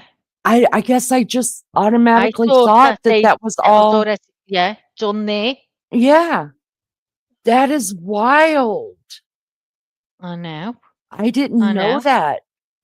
Oh, isn't Okay. that's sad You, though as well. All those it people and is them very kids sad. getting, stripped of the clothes naked. Hmm. It's just awful. It's terrible. As if what happened to them wasn't enough in You know. life, and now Yeah, in death, so much dignity being yeah, taken. And I understand it. You have to do it in hopes I know. that you can catch a killer, but damn, I mean, that would break my heart if I knew that was one of my kids, I just for know. another reason, you Yeah. know? Oh, Just how many terrible. people just looking, it's just awful. Yes, yes. All right, let's keep going. Are you tired yet, Evidence Max? No, I'm fine. Okay. Evidence chain of custody and inventory receipts. The careful description of evidence, when and where the evidence was found, and who found it, and all related to the evidence chain of custody. All evidence must be described and then transported and placed in an evidence locker. The identity of the transporter and the location of the evidence locker must be accounted for. If the evidence is taken out of the locker at the police department, it must be recorded who did so and why they did so. The knife, misshapen wire coat hanger, and any physical, biological, or trace evidence found must be accounted for, bagged and sealed, and then kept in an evidence locker. Her bloody clothing should be examined as well, but this would infer that she must be moved and have items of clothing removed. This is something the forensic crime scene processing unit should do. Mm, I thought it'd be the coroner. For the, no, I mean, because I guess they've got to videotape and take pictures of the clothes off too, because bloody they clothing could should see be the. examined. They should Oh, be moved, nails and clothing removed. This is something the forensic crime scene processing unit should do. yeah, because So they're it's going to the take it all with forensics that them. do it, yeah. So they must have obviously have Mhm. all kinds of gloves and covers and everything on them to be removing them clothes and just Mhm. bagging them as they are. Oh God! If she had a if she had oh, I said cellophane before. If It she was had, cellophane. Mhm. was it? Mhm. If Yeah. she had a cell phone or computer nearby, this should be described, logged, and transported to the digital forensic lab for digital forensic examination. Did she communicate with anyone? Oh. Did this communication indicate a conflict? Did her husband or boyfriend contact her? Did anyone else contact her? This may help investigators look into the right direction if things turn out to be not so obvious. Again, we can't assume it was the husband or the boyfriend just because there may have been a history of domestic violence or a PFA. Despite this being very common, also, she may have children's furniture for her nieces or nephews, so we can't even assume that she has kids. When moved, all items will have inventory receipts, which documents the movements for the chain of custody form. All of this is for the accountability and integrity of the evidence and thus the proper outcome of the criminal investigation. Failing to do so leads to injustice. There can be a very clear link between victims and offender. But if this is not accounted for via chain of custody, then it will be inadmissible. Ooh. Mhm. Outreach to other agencies and immediate elements of the investigation. A lot of these inquiries would occur concurrently with the crime scene investigation. Does she have kids? The County Records Office should give us this information. If so, the welfare of the children should be ensured. We are aware that there are dishevelled items of children's furniture around, but where are the kids? Calls to be made to all family members of the deceased would help narrow down locations. Calls to the Clerk of Court's office to see if there is a PFA out of the husband or boyfriend should be made. The husband or boyfriend of the deceased woman should be contacted to establish an alibi. He needs to be immediately located and questioned. The kids should be located as soon as possible, and an Amber Alert should be set if they are not accounted for. Does their father even have the rights to see the kids under normal circumstances, or did he take them? Neighbours should be questioned to see if the father was around or if any of the suspicious person was present. Anyone who normally passes by the scene, such as a mailman, should be questioned and an alibi established. Where were the neighbours when this happened? Their alibi should be evident and supported. Did they notice anything unusual? Maybe the father was seen with the kids leaving the scene. This can be important. This can be important evidence if the father is not responding and the kids are not located. The Amber Alert can be sent based on the vehicle plate numbers and description of the father if applicable. Eyewitnesses and surveillance footage in the trailer park, surrounding areas, drugstore which oversees the trailer, or nearby gas station can give us information of the crime. Surveillance footage in circumstantial evidence may lead investigators in the right direction and to the apprehension of the suspect. If we can't gather conclusive information by the end of the investigation, the FBI's Violent Criminal Apprehension Program, VICAP, can help. VICAP may be utilized if this case happens to be unrelated to a domestic dispute. This may be the work of a serial killer, though this is highly unlikely. Still, we are only looking at the facts of the investigation rather than the conjecture, and we can only for sure once the suspect is apprehended and the evidence is strong enough to say what happened with scientific certainty. The compilation of evidence in the preliminary report, progress report, and closing report, and pursuit in report. My notes enables that I wrote as thorough and accurate preliminary case report, which contains all the facts of the case. I will need to update it with the progress report as we track down suspects and eventually create the closing and prosecution reports, which will be used in court if we get evidence of a specific person who committed the specific crime. The closing report will be the culmination of all the facts after investigation and lab analysis, which leads to the most accurate reconstruction of the scene possible. The steps that I have listed will ensure that the prosecution report and closing report reflect a proper investigative procedure with full admissibility of evidence into court. All the notifications were made and the evidence chain of custody and investigative procedure ensured the integrity and accuracy of the evidence of the crime scene. With thorough documentation, it is unlikely that the defense will be able to discredit the investigation and render evidence inadmissible. This clear information will allow the jury to deliberate based on all the evidence.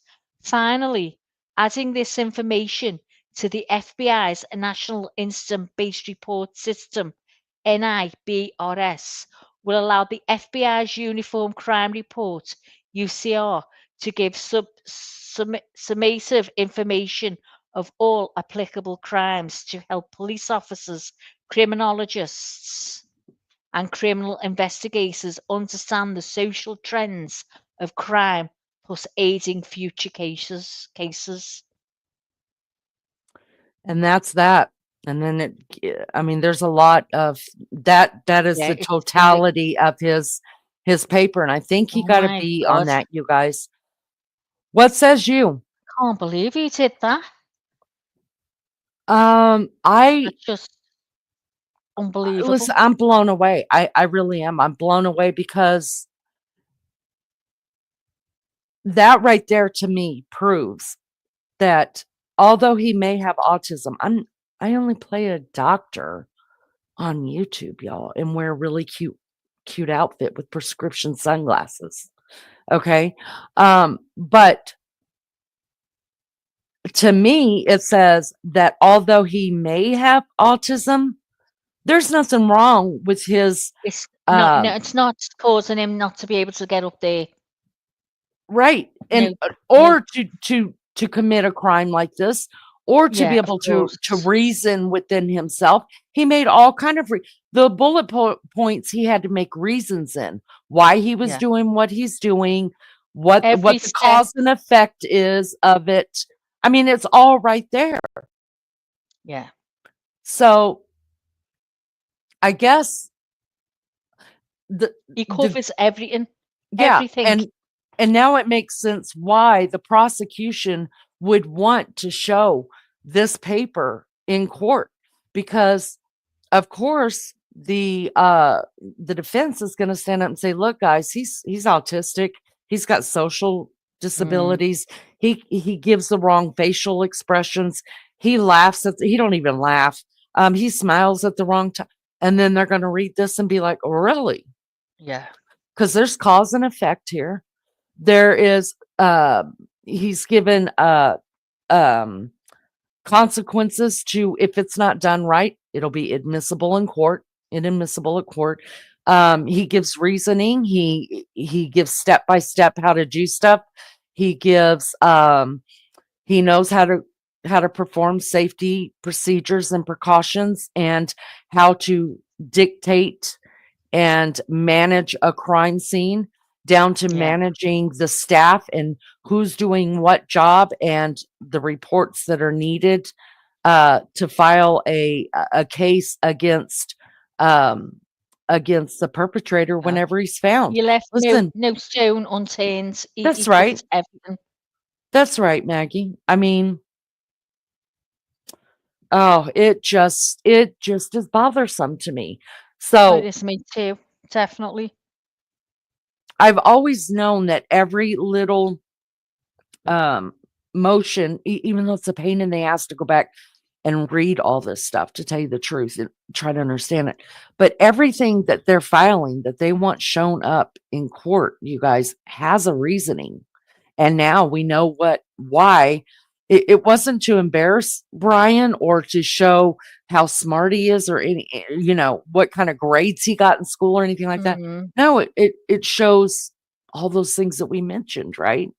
I want to show you guys one more thing, and then we'll get to chat and see what you guys think. Is everybody still here with us? Thank you for being here. We appreciate it. But I thought, you guys, there's a lot still redacted in this is just one motion, you guys. I'll All let this you is, read anything you don't want to, Lee. oh, I love hearing you read, Maggie. It's so I like relaxing reading. to me. I just get mixed up with all the big words. I do too. Here you go. This is something fun I thought you guys would want to see. That is Brian Koberger's Washington driver's license. Of course, there are things that are redacted out of it. But he's definitely 6 foot tall. He has no restrictions, you guys, none. Meaning, God, he's a donor as well, wouldn't want his, would you? huh? I didn't hear you. He's a donor. Oh no, wouldn't want I'm a his. donor. I'm a donor. I just don't put it on my license for different Yeah. reasons. But my family knows I'm a donor. Yeah, So I would be. he's a donor. How nice. He wants to give life. He only took 4, but he Mhm. wants to give Yeah. somebody else a life. He's got some kind Mhm. of a heart to him. I don't know. He's got no restrictions, meaning, he got away with, if he needs glasses, he got away with not wearing glasses like baby child does. His eyes are blued. He weighed 185 pounds at this time. This must be when he was feeling good, y'all, because soaking wet, that boy ain't no more than 160 pounds. And this license was good to 2027. Well, he's not going to get to renew it, is he? He won't get to renew it. Absolutely not. If he's found not guilty, then he will. But Mm. listen, hi, April. Good to see you. His mouth looks weird, Mary Jane Doe says, Hi, because he doesn't really April. have a top lip, I think. But I think I think it's it's because he's smiling. It's another facial expression we haven't seen. yeah, right, Maggie. Let me ask you guys this. In your state, are you guys allowed to smile in your driver's license? Because we're not allowed to smile in Indiana. I'm not sure. I know we weren't allowed to on passports, and now we can. Oh, We've been really? able to do that for ages, years now. I think we can, Leanie. Huh. But if you wear glasses, you've got to take it off, or that could be the passport. Yeah, you've got Um, it on the license. Wait, yeah, on the license, you have to take your glasses off. But Yeah, like on mine, I'm restricted. I can't drive without glasses. yeah, without them. Yeah. So, Mary Jane says let's see, she's in New York. I'm pretty sure you can do whatever you want, just have to stand still. Okay. Yeah, in Indiana, they tell you don't smile. They said you can. I was Uh-huh. like, well, I'm good with that because I perfected resting bitch face. So And is that on your driver's license, you say? Yeah, you don't smile on your Wow. driver's license, right? Right. Which is fine, but it just makes for really like shitty looking. Well, he's smiling. There it is. He's smiling, and it's so weird. Like you can tell it's him, but it Yeah. is a totally different look than Yeah, what we've because he's seen. smiling. So we must be playing that he's not reading facial expressions and is not understanding what's going on around him. Doesn't understand what he's done, what he's being accused of, basically. April says that they can smile in Nevada, and Ozzy says they can't smile in Australia for theirs. He smiled in his selfie. That's right. That's right. He did. Let me.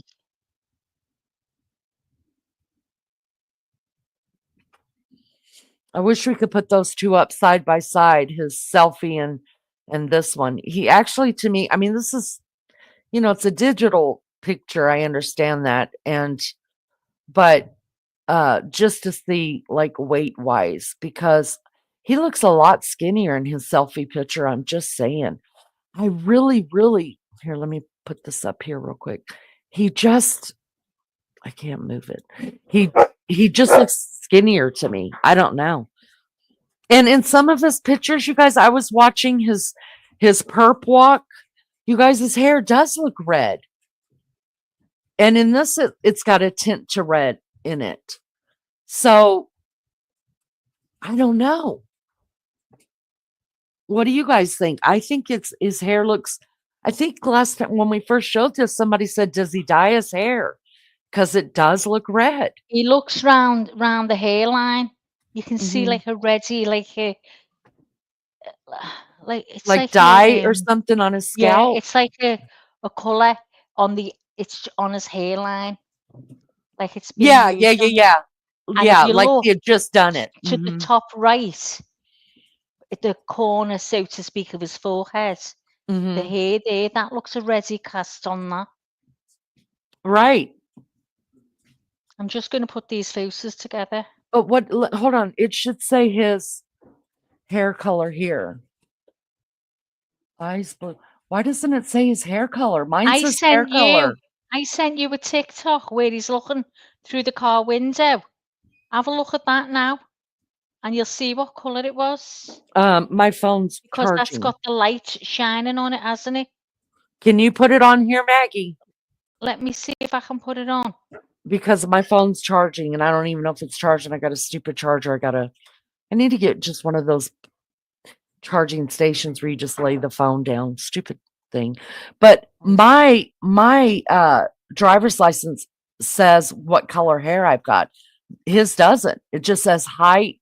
No, it says eyes, weight, something end. I can't read that, and it says nothing, none, expiration date, restrictions, height, and sex. Does y'all say that? Doesn't yours say hair? What color hair? It could be the lighting, yes. I just erased what I said. It's inappropriate. Well, I can't see that you erased anything because I'm on StreamYard. Look at the other ID. Look at another ID. Which one? The Washington. Well, this is the Washington. Are you talking about his school ID? Because this is his driver's license from Washington. Now, let me look back in this thing and see if they have got his maybe Pennsylvania driver's license. No, that's the end of this one. Y'all, they've got an ATM. They've gotten images from his ATM. They've gotten bank statements, online account opening application. Oh my, it's just on and on and on the stuff that they have pulled. Kaylee and Maddie's online or banking information. What would they be wanting? Kaylee and Maddie's, and they also got Ethan's and Xana's banking, but in this filing right here, if you go through it, they said that they're not going to use Ethan or Xana's banking information in court. But they didn't say that about Kaylee and Maddie's. So did that mean that they were shopping at the same place at the same time? Will it show them both on camera being in the same store at the same time, making purchases at the store? I don't know. But there's got to be a reason. Because it's not just that they've got Starbucks receipt on him. There's a bunch of and some of it is redacted still, you guys. They've got all of his they've got his odometer disclosure, title extension here. They've got his title for the car from Pennsylvania. Let's see what else. Registration, bunch of redacted stuff there. Don't know. This is his Verizon account, and they've got stuff redacted out of that. Probably who he was calling. Identifier. Oh, that's his phone number. Oh, that's the phone number it was going to, because they're all last fours are different.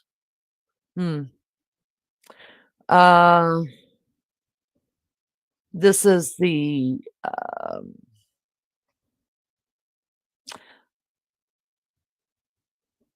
I'm employed as a manager by Sunset Mart. So this is another video camera that was at the Sunset Mart. I don't know if that is, we'd have to ask Sunshine if that is a convenience store, PC and bank records, Department of Commerce.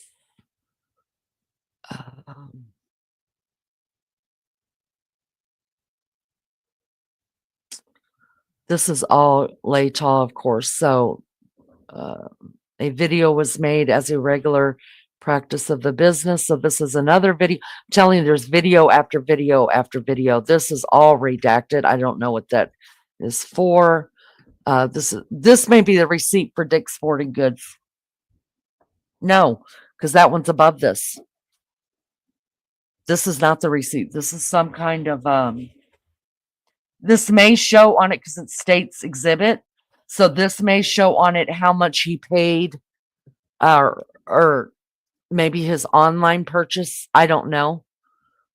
Because this is just, it says, I, the undersigned, an employee of Dick's Sporting Goods, being first duly sworn, deposed, and say, under penalty of perjury, that I make the affidavit in lieu of appearance in court, and that the records submitted herewith numbered, and then I don't know, are true and authentic original copies of all the documents requested. So, you know, he could have been looking online, seen that they have it, and then purchased it in store. I don't know.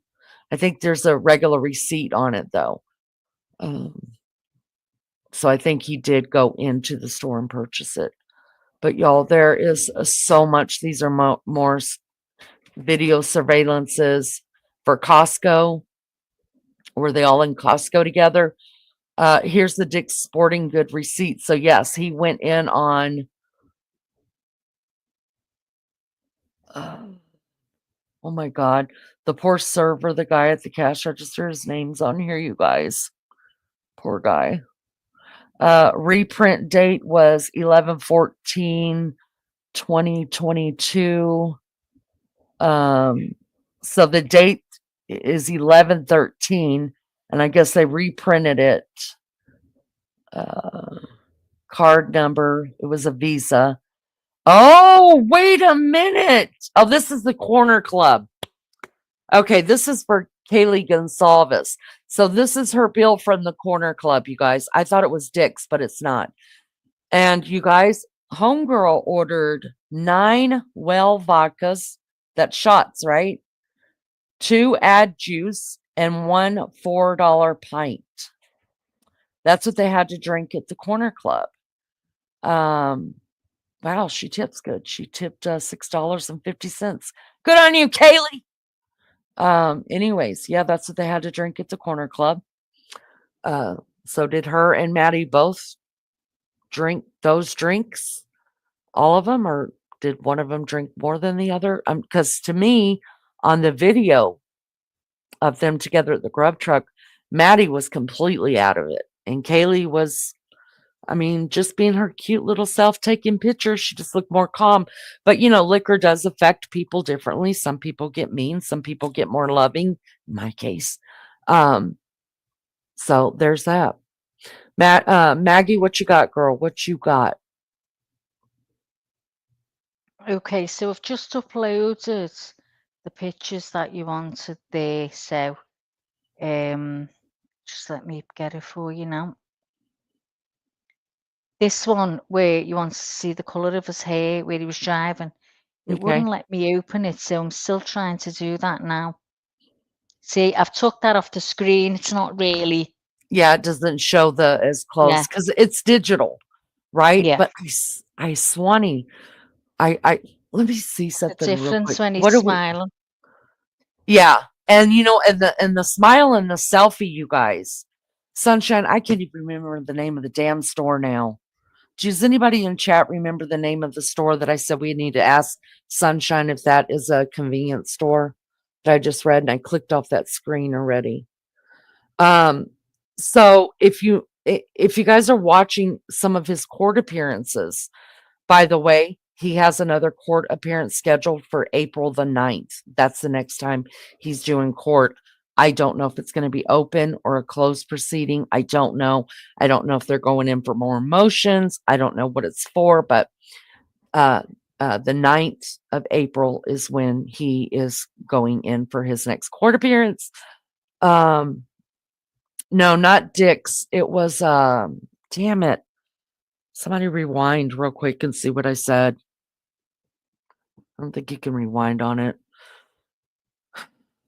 Shit on a biscuit.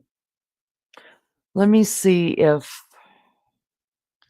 Does anybody know how I can keep a recording from TikTok and send it? I know I can forward it on, but I'm I can trying look to it keep up. it onto my Just phone because you want what's it. It says what Dylan's seen, and it's so spooky. what I can Dylan's send. seen. Yeah, I can Hold on, let send me you see it if I can now. get it on here. TikTok. So hang on, it's called. Let me get the proper. If I send you the link, so the person's name is Trifo Rice, TRIF.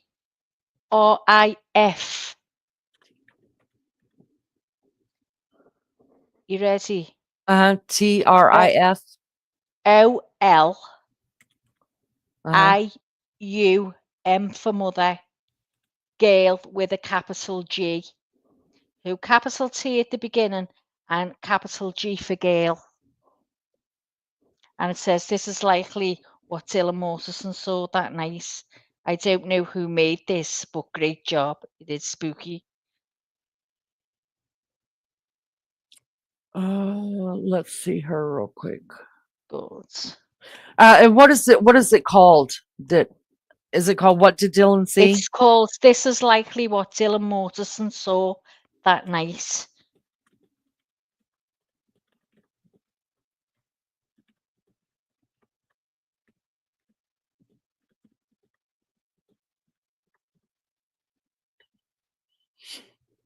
Okay, I got it. Did you get it? Mm-hmm. Hold on. Stop. Stop. What now? Select two objects that are the same. Okay, got that one. Got that one confirmed. Unable to verify. Try again. Select two objects that are the same shape. Not color. Okay, got it. Yay. All right. Let me see. Not that one. Share screen. This one. Can you guys see it? Okay. We got to take the pictures off, Mags. Oh, sorry, love. Okay. All right. Yeah, and you still have to make that bigger. Yeah. If you can make it bigger, can you see it? Oh, what the hell? What Dylan witnessed. He likely never even noticed her. My God. Oh, wouldn't that be terrifying to look out and see that? He needs to walk this way because all you see is a silhouette. I thought, I think yeah, that I it was thought he dark. was going to walk. Yeah, let's still look at that again. But he does walk towards her because he's going into. You guys can see my cursor. So he walks. This is Anna's room back behind him over there, and the stairs to go downstairs. Remember, there's a 4-inch step right here that he would Yeah. step down, and Dylan's looking out of her room. But he walked this way and went around the corner here and out that To way. go out, yeah. So let's see it Hey, again. How do I get it to go? Fuck you. Go.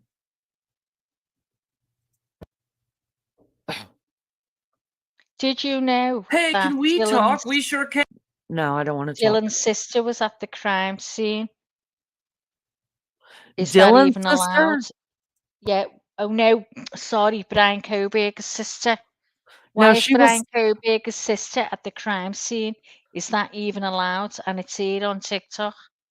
Brian Koberger's sister was not at the crime scene. Well, see what I mean? I'll send you that Yeah. link just so you can check that out yourself. Sunset Mart. Yes, that is it. Thank you so much. Sunshine says there is a Sunset Mart in Moscow, but I am on the southeast side of Idaho and never heard of it. Yes. Yeah. His sister wasn't there. She was in Pennsylvania. Because remember, she's one of them was a teacher. How the hell do I get? Hey, can we talk? I Oh, really I'm so don't want to sorry. talk. I really just don't. I just want to see your content. Oh, I'm so ma'am. sorry I did that. Hey, can Play. How the hell do I get it to play?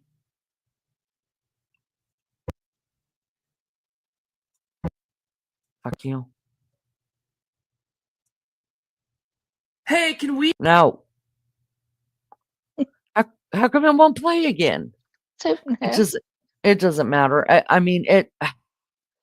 That's kind of like what I think it looked like. I think the bedroom lights were out. It was kind of dark in there because it doesn't make any sense to have every freaking light on still in the house.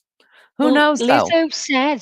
Lizzo said it wasn't completely dark in that house that night because and she's right, because remember when the cops were all there, they leave everything exactly as it was, and there was loads of lights on, so it wasn't completely dark. Right. No, I don't think it was completely dark. I absolutely don't. In fact, if we go back to, hold on, let me pull this up real quick, Maggie.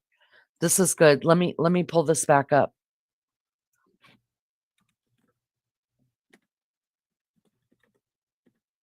And here's another thing of just seeing whether this is true. So I'm not saying it's fact. Fusa, Zana's daughter, Shorter, was apparently from a DoorDash account created on November the 8th with a £50 gift card. This is one of the creators that's talking about it on TikTok. So I'll send you that link. You don't have to look at it if it's no good. I just send you things in case. Okay. You too, Lizzo, because I know you're into this as well. I'll send them to you in the minute, love. I've just sent them to Leni. I'll forward them to you.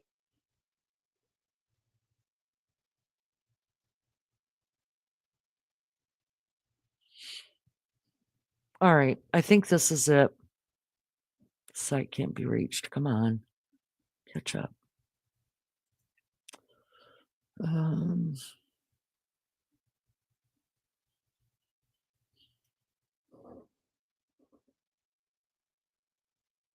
So now I'm on TikTok now, looking at everything to do with Brian Koberger. Oh my God. I don't very much go on here, but when I go on here, I find it very hard to get off. So now I'm reading something else now. Don't do that, girl. Oh, I'm trying to pull of your this up. Hold phone. on.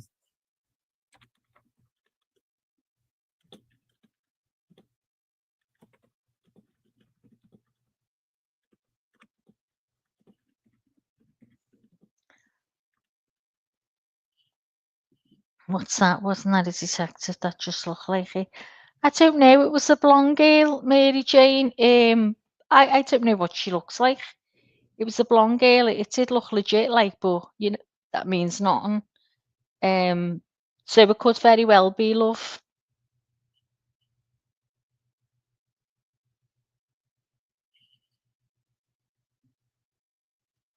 Tell you what, though, reading all that, I thought that was already done. I didn't know he'd written all that.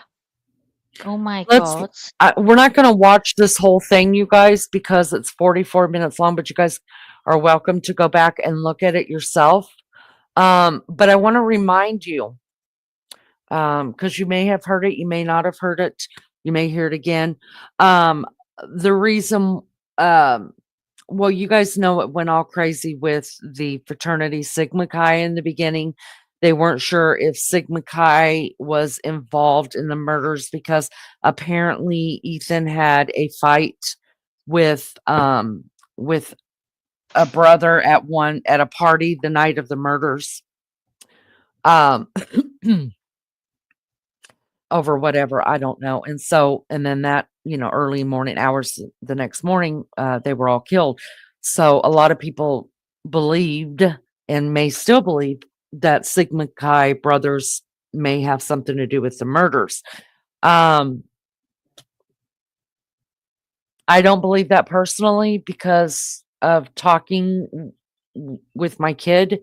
And also, he's the one that brought up some very good points like, Mom, if Sigma Chi or any fraternity or any place was involved in it, when the FBI came to town and the state troopers came to town to help with this, they would not have used bedrooms in Sigma Chi because that would be a crime scene.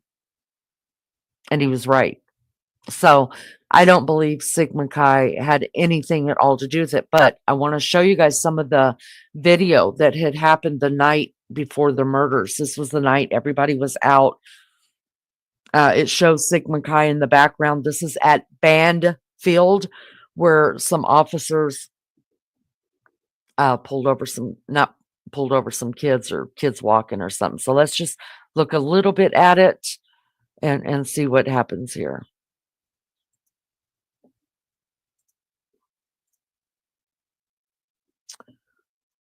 Make sure this is big. Big. All right. Make sure to adjust your volume, guys.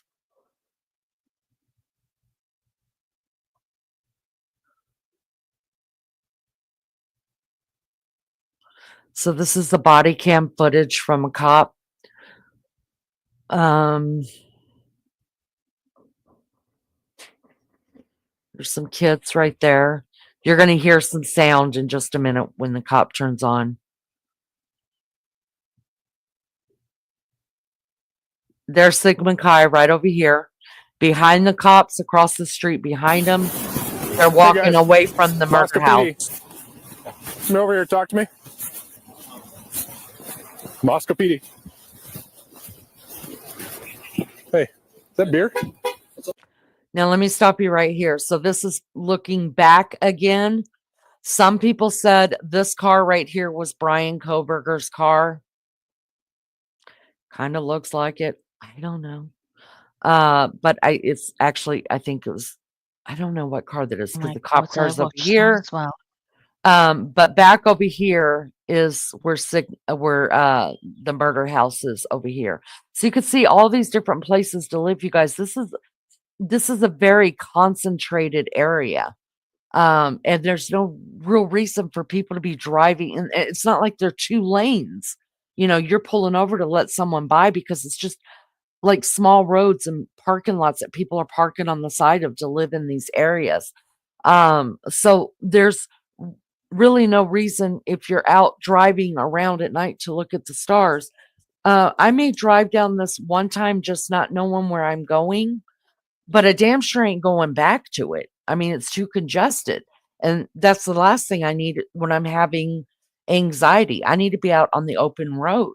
So, much less have been in this area at least 12 times prior to the killings. So, what you're looking at now is facing the murder house. And then when the cop comes back on, it'll show Sigma Chi in the back. It looks like they have Christmas lights on the house already. Is that beer in your hand? Yeah, I'm 21. You got the ID on you? I don't. You can Okay. see I'll the take it back to my Sigma apartment. Chi Okay. Huh? logo right there. No, they just took off. I told them to stop, but I'm not going to push it. Hey, Marshall, wait. Yeah, you got your ID on you? I don't. Okay. I'm going to grab your info. I just want to stop it one more time and then I'm going to let some of it play through. Notice the date and the time. This is 11/13, November 13th. This is the morning, the same morning that the kids, the college students are. I hate calling them kids. I know, but everybody's a kid to me except Miss Barbara. So this is at early morning hours on the same morning that they were killed. Actually, it's at 2:54:40 in the morning. So those people in that house, you guys, where I believe in the footage of the car passing by, Brian is already on the road, passing around places, passing around it. And these kids have about a little over an hour to live. Just because you got beer and you're walking around with it. No, it's closed. Okay. Sorry. No, we're good. I live like right there. I'll take it back if you need. No, we're just doing alcohol enforcement and running around with beer across the street. No worries. Sorry about that. You're good. What's your last name?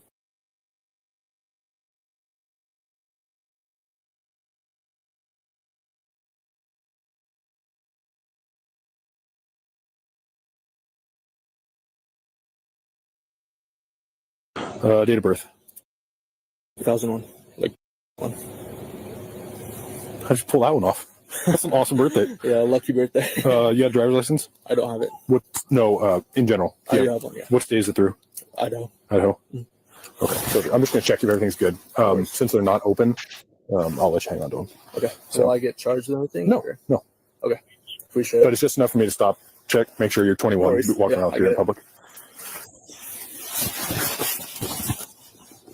Alrighty. Moscow 77, check one. What's that? Am I going to take off? Or- No, let me run this through dispatch and make sure you're actually 21 and give me a fake birthday or anything. Sure.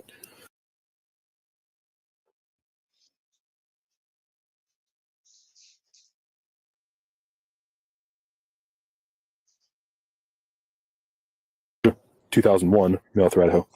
That's pretty sick, doesn't it? Well, yeah. I won't lie to you. It's funny. Yeah, I think that's the first one I've seen. Yeah. One. So if that comes back good, yeah, you're free to go. Are these your boys? No, I don't know them. Okay. Yeah. Thank you. Just hang on, man. Yeah, wait till dispatch comes back Gotcha. and says you're good. All right, no worries. You guys taking off on me? I didn't hear you. Yeah, I'm sorry we thought about you were that. talking. You all three turned around and I pointed my flashlight at you. You said, "Hey, come here." You guys all turned around and walked away. I thought it was just like a fake person, honestly. Yeah, like How many fake people are out here that you've experienced? Something, someone trying to flex Yeah. us. Okay, that's fair. Yeah, John, I do. How's your night going? Not pretty good. That's good. Just trying to stay warm. Is that y'all's car right there? Yeah. Undercover. Well, just trying to save gas. They downgraded us from patrol cars. Gotcha. They gave us hybrids to save on fuel. There you go. Smart move. Smart move. Yeah. All right.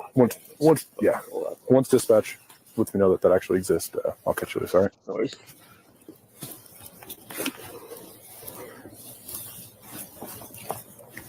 You guys over at which department did y'all come from? I don't know. I was at a I- friend's house. I Yeah. couldn't tell you the numbers. Yeah. Okay. Did you know the person hosting the party? Some guy named Matt, I think. Okay. I couldn't tell you. I don't know. In the middle. What's your first name?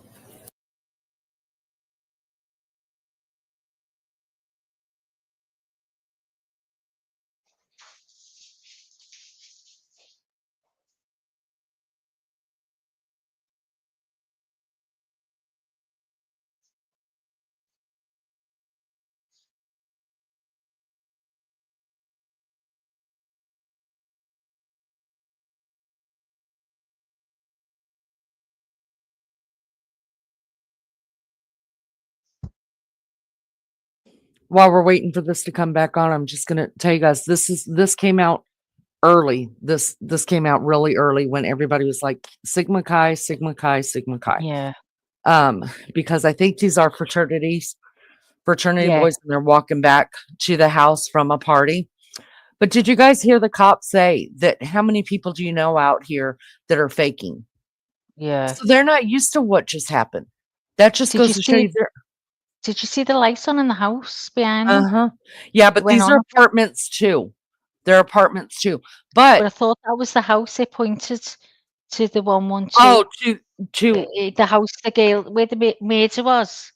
It's behind them, and it shows you on one of the videos.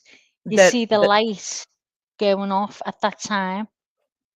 no, I don't remember seeing that. I'll have to look it up and see. I just Yeah, know that I'll look it up as well.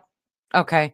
But what was I gonna say? I forgot now. Yeah, it's Sorry. just sad to no, it's okay, honey. It's just sad to know that now we're at 2:59. We're at 2:59. Brian Koberger is driving around, you guys. He's driving around right now. Mm. Why don't you guys all have a drink tonight? Couple beers. Beers? Yeah. Any hard liquor or anything like that? No. No. Come on, Underage guys. drink in Stumbled April. down the driveway like that. That's more than a couple beers. To be honest, I haven't drinking anything in like a month and a half, so kind of got to me pretty quick. But it's more than a couple beers. 6 at most. Okay. What about you? 8. Yeah. 8 beers, 6 beers. That's more accurate of an answer, I think. 2 is, yeah, it's a little low. Oh, no. So 6 to 8 Yeah. for all of you? Oh, yeah. Some more shots? No shots. Good. Okay. What kind of beer? Bush Light. Bush Light? Yeah, the natural light. All right. Let's try one more time. Was it really 6 to 8 or a little more than that? 16. Yeah. Okay. Well, no, for me, okay. All right.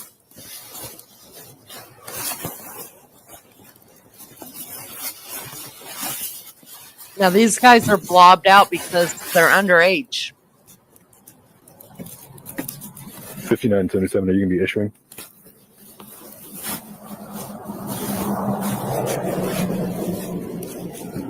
Copy. I'll bring him over and write out one myself.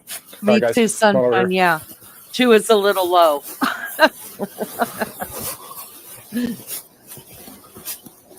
But isn't it funny? A lot of people said that that was Koberger's car too, All right, you and they guys all weren't watching understand the video because you don't Somewhere in realize. this area. Don't run off on me. None of you guys are 21. It's one thing to drink in an apartment where no one can see you. It's another thing for us to drive by and see you guys absolutely stumbling down the roadway. Okay. So likely what's going to happen, because you're all underage. What grade are you guys in? What year are you? Freshman. You guys are all freshmen? Yeah. Okay. You guys had any cop talks or anything like that with our 2 campus officers? Yeah. Luzinski, Morris? Okay. Yeah. So none of this is a surprise. They've explained this all. They've given all the warning stuff like that. Okay. Yes, sir. So you guys are going to hang out for me. I know it's cold. I apologize. We'll try to get through this as quickly as we can. We're going to get some citations and we'll catch you loose. Okay. Sounds good. Sounds good. All right. Now let me stop it right here. We were when we've done these before, we were like, was there snow on the ground? Look around, guys. There's no snow. He said it's cold, but there's no snow. Oh God, yeah. Mm-hmm. Remember, we were Oh. trying to look up the weather. Well, I did look up the weather, and it said it was overcast all that night because I Yeah. wanted to see if what stars he was going to look at. It was overcast all that night and that day. So sometimes to me, whenever you're defending, when the defense is trying to put out stuff, well, this is his alibi. He was just out looking at stars. Well, they failed probably to look up, were there any stars visible in the area that night? Second of all, just the stuff that we uncovered today, that Brian, he's just, he doesn't get it. He's dumb. He's autistic, and yet he could write a paper like that. And there's just so much that you would think the defense would really do their homework, and they're not doing it. They're not doing it.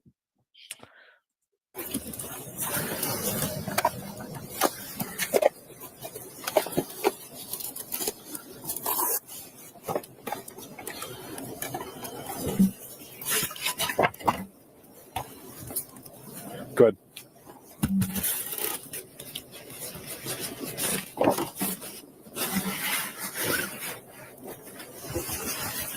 Negative. He's been released from the scene. Thank you, though.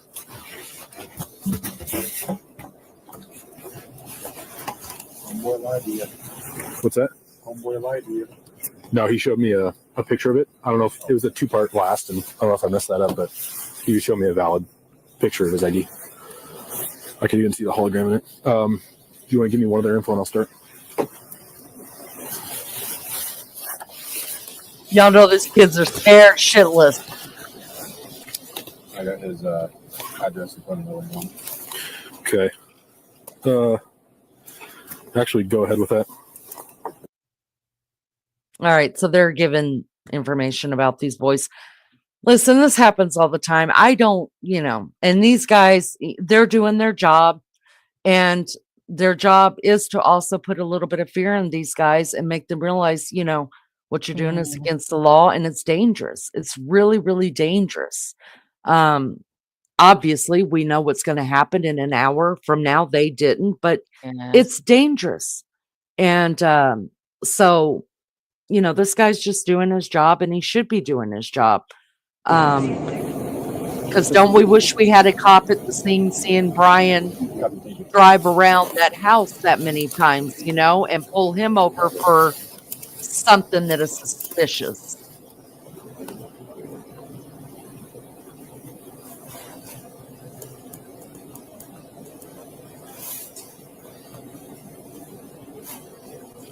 I'm going to speed this up just a little bit, guys.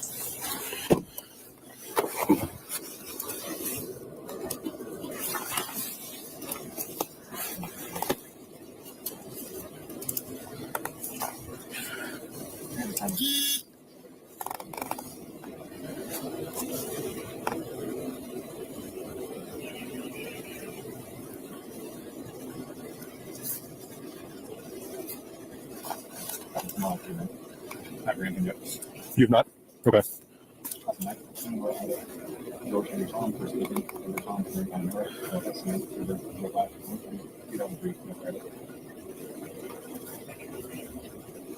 Y'all, let me just say this real quick. I remember when this video first came out. Do you guys see what he's wearing right here? This kid is wearing Vans. Remember? Oh. The latent print You should is like be a detective, Leanie. See? I don't see nothing. I wasn't paying it. No, this is just what came out. I didn't find this. Oh. It was what I heard in the beginning when this video first came out. And I watched this and never even heard that. Yeah. And they said that it was a van-like shoe that left the latent print. Oh my God, these 3 could be the ones that killed him. This kid is wearing Vans. Things people can pick up there. Mm-hmm. See what I mean? Then, yeah, they just pick things out and they're not watching the whole thing or how it happened. Like they picked out this car, put pictures all over the internet. This is his car. This is the car right here.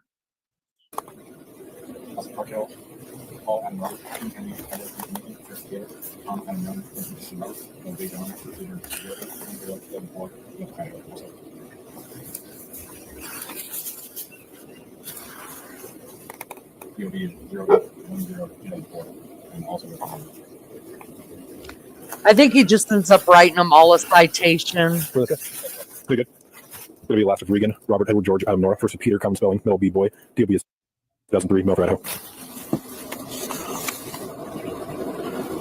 He's got his sunglasses on. You write these MIC or MIP?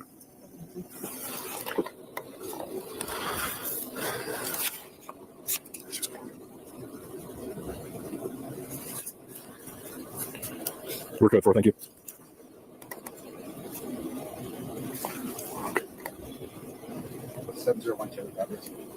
Okay.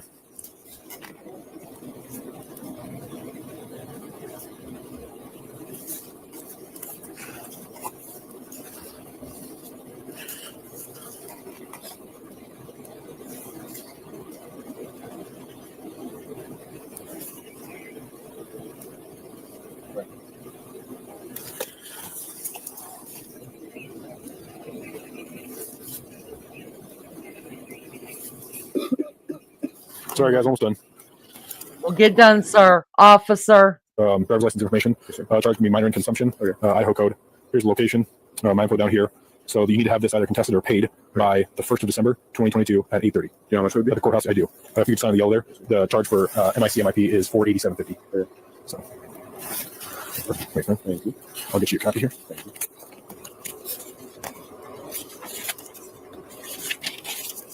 you.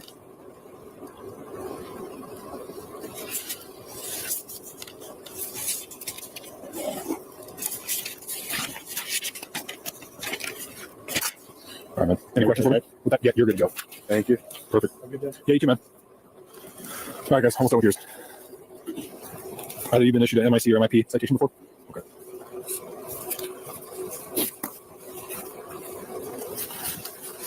What a bummer to a fun night. All right, we're going to do the same. We're not going to watch the whole thing. He's just citing them for underage drinking. Come on, play it. I said play.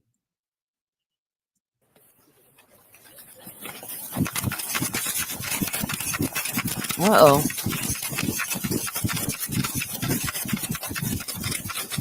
Hey, Monster PD. I've just swapped that bit. Hey, man, Liquor. How are you guys?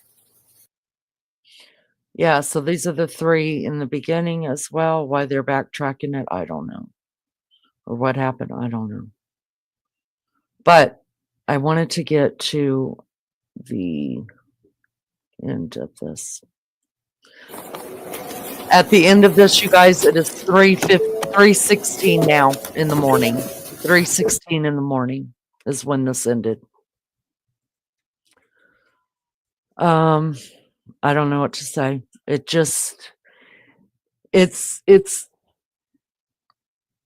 just sad. It's sad knowing what we know now. And, you know, at that very time when that was going on, there was fixing to be a horrific crime. Just makes you wish that, you know, they were, I mean, they can't help it. Nobody can help it. But I mean, the last thing they were looking for, I'm sure, is somebody who's going to try to commit homicide or will commit homicide. You know, their norm is to look for these underage drinkers. You know, you heard him say, when have you ever seen, you know, fake undercovers or fake cops around here? It just doesn't happen.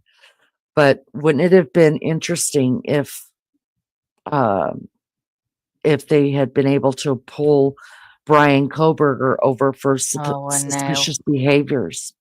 It's just, it's terrible. So many kids wear Vans. April, it's my go-to. I wear Vans all the time. All the time. Sunshine says, nope, there was no snow. Yeah,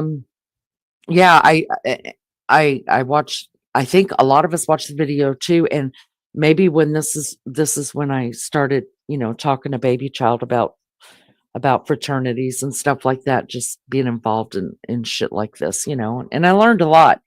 And, but just because I can understand it, because just because you're in a fraternity and it, you know, like I know Sigma Chi, they do a lot of philanthropy, and you know, they still have people, and it's like he told me, he said, Mom, he said, just because I pledge with them and they're, you know, my brothers in this fraternity, he said, doesn't mean that I like all of them. He said, I don't. He said, our personalities don't match. You know, they like to do things I don't like to do. He's like, we're different people. That doesn't mean anything. You know, it's like people you go to book club with or whatever. You're not going to like everybody. He said, and there's some bad people everywhere in any kind of groups you go to. So I learned a lot from him. But the one thing that I can take away that I did learn from my kid was that he knew he wasn't blinded by the fact, all right, all these other kids that pledged with him could be as upstanding, you know, as him. And that they all have different weaknesses, and they all have, you know what I mean? Like, just because you're the president of the United States doesn't mean you don't do bad things. Just because you're a cop doesn't mean you don't do bad things. Just because you're in a fraternity doesn't mean that you all drink and smoke and hook up and have these wild parties. It doesn't mean that. It's, you know, there are exceptions to every rule. every rule. Listen, April, I'm gonna take some credit for raising him the way that he was raised. Yeah. But he doesn't get his smarts from me. He doesn't. I absolutely cannot take Oh, credit for same that. for me, Lee. Same for me. He completely gets all that book stuff from his dad, his desire for book knowledge. He, all that comes from his dad. Seriously. And you know what's funny, Maggie, is you don't even realize how much you've taught your kids until they're grown. Yeah. It's True. the Well, truth. he never definitely got his brains from me, and that's 100%. Definitely never got them from me. Untrackable. Happy Friday to you. It's been a minute. Good to see you. Yeah, it's there's I underestimated every one of my kids, and I probably underestimate yours too. Just because you think, oh, they're so young, they don't know Yeah. that shit. It took me till I was 40 years old to learn that. No, not always. They watch, they Mhm. learn, we all learn at different paces. And I'm gonna tell you, I underestimated that kid. And I was like, wow, you're really smart. I mean, Maggie, you and I had to ask him No, different social things. yeah, when Your kid, my you kid, yeah, stuff that we don't even know. yeah, it's I think he's just sitting on that computer for the things he knows. I don't know how he knows, Hmm. but it is good when you see that they've, how far they've come, and it is brilliant. You think, oh my God, can't believe he's my kid. Right. I say it all the time. Can't believe it. I I don't know. I just I'm grateful. I'm grateful Oh, uh me too. that Yeah. that that I've got good kids. They haven't always, well, one or two of them haven't always been good. They had to learn some tough lessons. And but they learned, and they're good people today, and I'm thankful for that. Yeah. But anyways, hi Mac J, thank you for being here. I appreciate it so much. Well, everybody hit the like. We should at least have 21 likes, and I know people have come and gone. We have 5, April. I have 5 kids, from 40 all the way down to 21. Hi, Wild Angel. Hi, Um, Wild Angel. but Maggie, you weren't here in the beginning, and some of these people weren't here in the beginning. I want to tell you guys something. My daughter, who stayed with me for 2 nights this week, it was so fun with my grandson. Oh, And good. but she gave me 3 new things to watch. And y'all know, Mm, I don't know. true. But I started watching one today, and I'm telling you, Oh, if God. you What are is it? looking for a quick series, there's not a lot Yeah. in it, but it is. I didn't even want to go live, Maggie. I didn't want to stop watching it. That's how good it is. It's on Netflix. And You've just gone like a robot, Lee. oh, can you hear me now? Go on. Can you hear me now? Yeah. Okay. It is like it is called Adolescence, and it is on Netflix. And Oh, I we've don't been waiting remember. to watch it. Oh We've heard my about it. God, It's supposed to be amazing. Maggie, Adolescence. y'all got to. I'm telling you, We're please. going to watch that tomorrow. That'll be our watch for tomorrow. Oh, Because Maggie, someone I've already told started. Alec I and can't. someone told me. So it I is good. can. I haven't even talked to Oh, Beefcake since he came in here, but I have to tell him he's got to watch it because my kids are, well, she's 16 years younger than me. I had her when I was 16. So, but still, they watch things that I'm just like, no, I don't want to watch that. So I'm always leery when my kids tell me to watch stuff because I may be young with, our ages may not match up, but I have an older mind than my age probably. So when she told me what I wanted, I was like, oh God. But for some reason I turned it on. And you know why I turned it on, Maggie? Because she told me, she said, it's about a 13-year-old who killed his classmate, who comes to find out he's an oh my God. incel. So it's crime. We've got to watch it. He's an incel. Oh my God. Is that what it said? She said? Yes. because she was asking me about Brian Koberger, and we were talking about all the new stuff that's come out, blah blah blah. Because she's got a 2-year-old, she don't have time for herself no more. Oh And she's my like, God. "Mom, speaking of incels, you have to watch this. He's 13 years old, and come to find out, Oh, he's an incel." I've never heard of this thing in my life. Has I anyone heard of know. this? Anyone heard of this incel? Incel Seriously, at I have 13. never until this knew Me either. what it even was. I've never even heard it before. Nope, me either. Incel, where But did they our get kids this have. name? But our Yeah, kids have, the because when kids we know. both asked our kids, they were like, But "Get away you from about that. it? Don't have nothing to do with them people."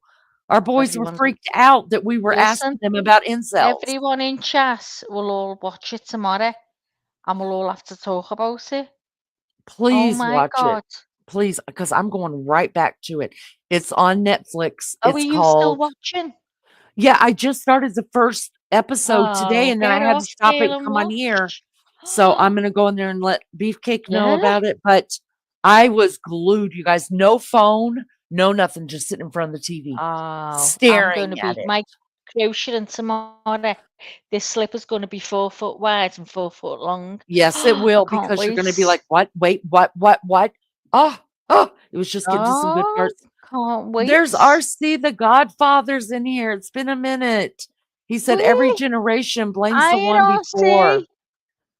When they became grown folks, our children, you can clearly see at times the hypocrisy.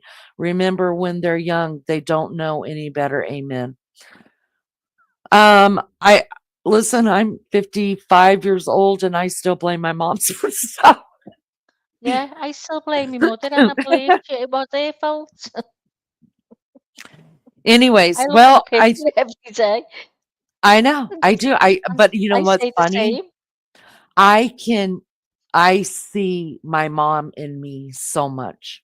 Like Yeah, I me am like, too. Oh my God, oh, me I'm like too. my mom. And if you had told me I was like my mom before No, my mom you'd passed, I'd say, be like, shut up. shut the fuck up. You don't Yeah, talk to I me like know. that, Even you know? Alex says, "Oh, your mother will never be dead while you're alive," because she says Right, I'm getting more like my mother.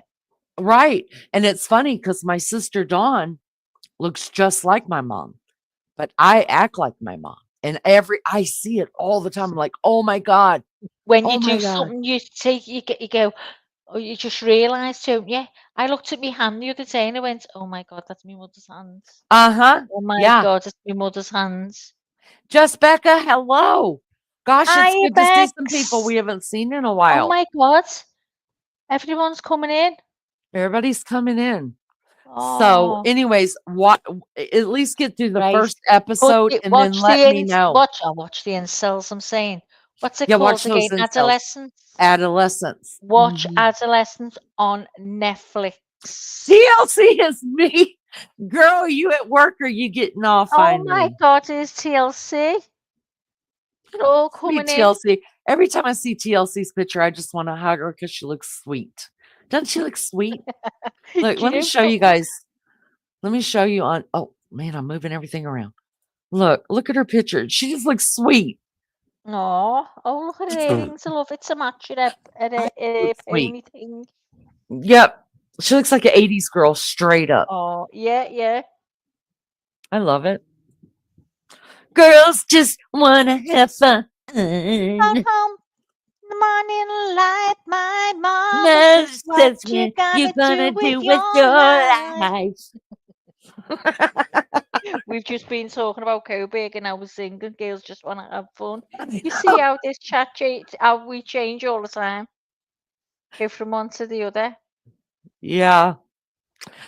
Oh, mercy. Well, you guys, this has almost been a 3 hour.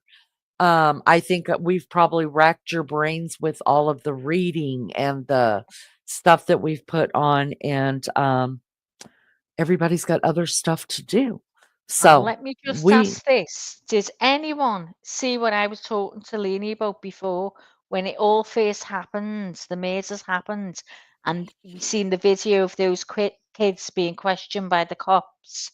Someone said, "Does anyone notice the light going out at the time the murders went?" And it was the 112 King Road house. The light went off. You could see it in the background. Did anyone see that? Because I feel like I've made it up in my brain. I've just tried to find it and I can't. Does anyone in chat see it? It's Yeah, called Adolescence. not what I'm talking about. I'm talking about what happened to I fucking loads. Lizzo said yes. There's a video where the lights went off. Oh, I'm glad you've seen that because I feel like I was going round the bend. Hiya, Donna. Hi, You all Donna. right, love? Just seeing Donna. She's been driving. Wild Angel said, I remember another hilarious moment on this channel. Couldn't remember in the middle of the night that night, but it hit me when we were talking about eyebrows today. Oh God, was it when I God. colored my eyebrows? It was terrible. Oh my God. Oh my God, you look like Kobe, to be honest. Oh shit. When you've done your eyebrows. All white with That's the all. black bushy eyebrow. Oh. I couldn't believe that, eh? I'm saving that picture forever. If I die tomorrow, Maggie, you could show it. I'm Okay. putting it on your tombstone. Yeah, and you could show it on the internet. I don't will. mind. I'll show Okay. it. You showed it No. yourself though, didn't you? No. You Did I? You showed your God, I yeah, hope I you showed didn't. your Did I? eyebrows. You did. Oh my God, I've done some crazy Look shit it. on here. Why did you allow me to show it? I look terrible. You didn't. You didn't. I That was the didn't. funniest. She did that. I couldn't believe. I was on the live with it. What was it? What was it called we were on? Did I really? I don't Yeah. remember showing it. Remember you said, Maggie, show your eyebrows. So I showed my eyebrows after you showed yours. Oh my Does God. anyone remember when Leanie tied her eyebrows and she showed what she did? She showed a picture. And I contoured my whole face and it took like 2 weeks to come off. She did. I contoured my nose. I contoured my cheekbones with and underneath my jawline. With hair With dye. dye. With hair dye. It took 2 weeks. When I seen that, I went, did you do your eyebrows, Lee? She went, Maggie. Well, this is a voice. Maggie. I went mad. I had a moment. I fucked up, Maggie. I've contoured my fucking face. I went, you haven't, Lee. She went, I fucking have. And then she went, I'll fucking show you. And she came on camera. I near collapsed. I went, She's like, oh, Leanie, that won't come off, you know. That won't. She went, I know. I know. I love it, Maggie. I love it. I'm going to do some more. I went, Leanie, don't. Then she drew under her chin. Oh. Does anyone remember? Oh, it was terrible. And I finally ended up shaving off my eyebrows. Twice. Oh my God, she shaves her fucking whole face. I do shave my whole, but when I shave my face, I don't normally shave my eyebrows. But that time, I had to shave my eyebrows because it wasn't coming out of the hair. To draw it on. It's terrible. And she done it lovely. Remember you do it lovely one time. One have you been drawing them on? Bet you fucking haven't done it again, have you? You really can't tell. I mean, look at my glasses. You can't see my eyebrows. One day she looked like she had a cob on because she done her eyebrows right close to her eyes. So when you've got a cob on, you look like you're fuming. That's what we say, a cob on. And the next day she looked surprised because she put them halfway up her forehead.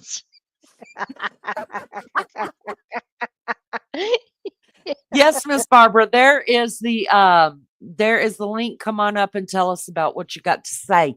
Yeah, then she shaved them off and the dark was still on the skin when you shaved them. Oh my God, she had dark eyebrows. So do you remember seeing her eyebrows? Didn't she put a picture up on here? I don't remember putting a picture. TLC, welcome. Wild Angel should kill me if I do it again. Thank you so much for becoming a member and helping paying the bills around here. Oh my God, I don't remember showing that picture at all. I know I wasn't drunk. I think you were on a bit of a breakdown. Probably. Well, I thought it was funny. I really did. Well, she was having a ball doing it. I was. I fucking love it. I said, "Oh my God." She absolutely loved it. I did until I couldn't get it off. I'm having so much fun, Maggie. I think I'll do. I went, Leanie, please don't. She said, "It's okay. It's okay." I said, it's not okay, Lainey.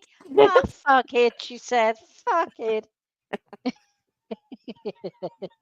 Well, I thought you were exaggerating. I really did. She When you did. said, When I don't, said to her, to be very careful where, to do it, she thought I was exaggerating. yeah, I really did. I thought, come on, nothing sticks on your skin for that long. Y'all don't use it. Don't use it. Miss Barbara, Hello. good Hi, shaky Mom. girl. I've had this theory for a few days Tell me. about what happened in the beginning. Come Um, on, Barbara. his his intent was to kill Maddie. However, Mhm. when he got up to her room, he was surprised to see Kaylee there. Yeah. And Kaylee woke up and scared him, and that's why he dropped his sheath there, and he ended up having to kill both of them. And he came down the stairs, and either Ethan or Xana saw him, and so he had to kill the two of them. I think he intentionally, his first intention was to kill just Maddie, Yeah. and and Kaylee being there changed the whole thing. Which, do you know what? Kaylee's never died in fame because it was her that frightening him. He left that sheet with I his think so print on. too. Um, So that girl never died in vain. yeah, Right. I think so too. That Miss Barbara, that's exactly the way that I think it happened too. Yeah, we And think, yeah. and I do think that had Kaylee not woke up, he would have remembered. I think just in the commotion of fighting off Kaylee, that Yeah. that is why the sheep was left. Yeah, Yeah. it threw off his whole plan. Because Let she had the marks, didn't she? What do they call it? Defense. Defensive defensive wound. mark. Defenseless Mhm. wounds, yeah. So it looked, oh, God help her. Wild Angel, thank you so much for gifting a membership to April. Congratulations. Welcome Oh, to the Love Bugs. Thank you the so much, you loony guys. bin. And The then loony. I want to introduce myself to everybody. Um, there's a batshit crazy person who thinks that I'm Peggy, who Oh, thinks that my I'm God. Maureen Clark, who thinks that I'm Lizzo, who thinks Lizzo is me, who thinks Mary Jane Doe is me, who thinks I'm Mary Jane Doe. I am Barbara Smith. I'm 74 years old. I live in Arizona, and that's just how it is. I'm not anybody else, And she's just my Barbara YouTube Smith. mama. Yeah, And she's the matriarch of this Yuck, channel. And we yeah, love her. we do. and We do. that's who I am and who I always have been. I'm Oh, not going to become somebody else, except maybe if I come back for when I die. I ain't coming back, Miss Barbara. who do you Uh-uh. want to come back as, Barbara? Who Who do would you you want want to to come come back back as, as? Barbara? That's Do a I good want to come? question. I Do don't you want to want to come come? back either. Don't you? No, no, no. Well, if you come back, what would you rather be, a male or a female? Oh my God, you'd have a pecker to play with. I'd be done for indecent exposure You'd because have it's your at the own house pecker. everywhere playing with it. Yeah. Yeah, I No, don't know. I want to come back as a female again because I do think it's harder for men. Yeah, I I've never thought about it, but I think I'd rather come back as a female. I would come Yeah. back as a female, A, because I don't want to be the sole breadwinner of the house. And B, the only thing I'm going to ask is that I have the perfect size B boobs, like perky Oh, B boobs. now I'm coming back full of perfection. I'm not having any flaws now. I'm coming back perfection. And I want to be rich when Yeah, I come I back. think I might have a go with that.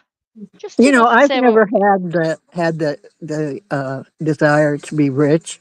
I just always had the desire to have enough, just enough. Yeah, just enough Yeah, to get by. Just be able to go out and buy little things you want. yeah, to have a decent roof Yeah, over my head and for my kids.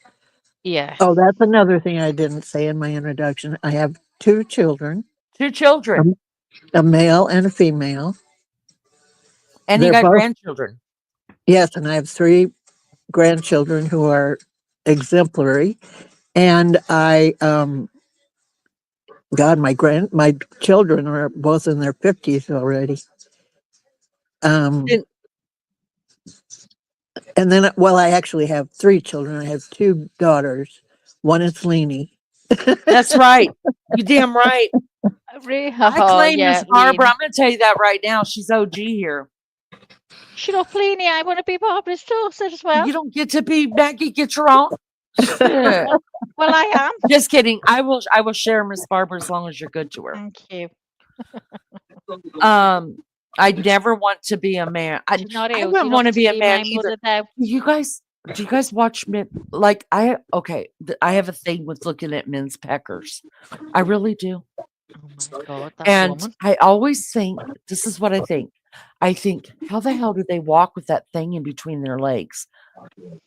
I know, on a hot day, it must stick to the And skin. what about the seam up the middle of their Yes. And a ball Yeah. falls to each side. Oh, yeah, how do God. you arrange all that stuff? Beefcake, we need to talk to you. Well, you see them arranging it all the time because I see them doing it all the Yes. time. Yes, they do. Yeah. That inseam in the middle, you would think would drive them crazy and be painful. Miss Barbara, even Oh, remember the 70s, the guys were the hip huggers. They should have been called the ball huggers because you could Yeah, clearly the see. budgie Oh my smugglers. God. Y'all, and those were so tight. Don't think I don't dig it and love it. I'm watching Andy Gibb reruns. The Okay? Because Speedos. I love seeing Andy Gibb reruns. Okay? Oh, I've Hold not on. got Let no me bring clue it what up. you're talking about. Let me show you some Andy Gibb reruns. Nunu, yeah. go I in there, never honey. noticed.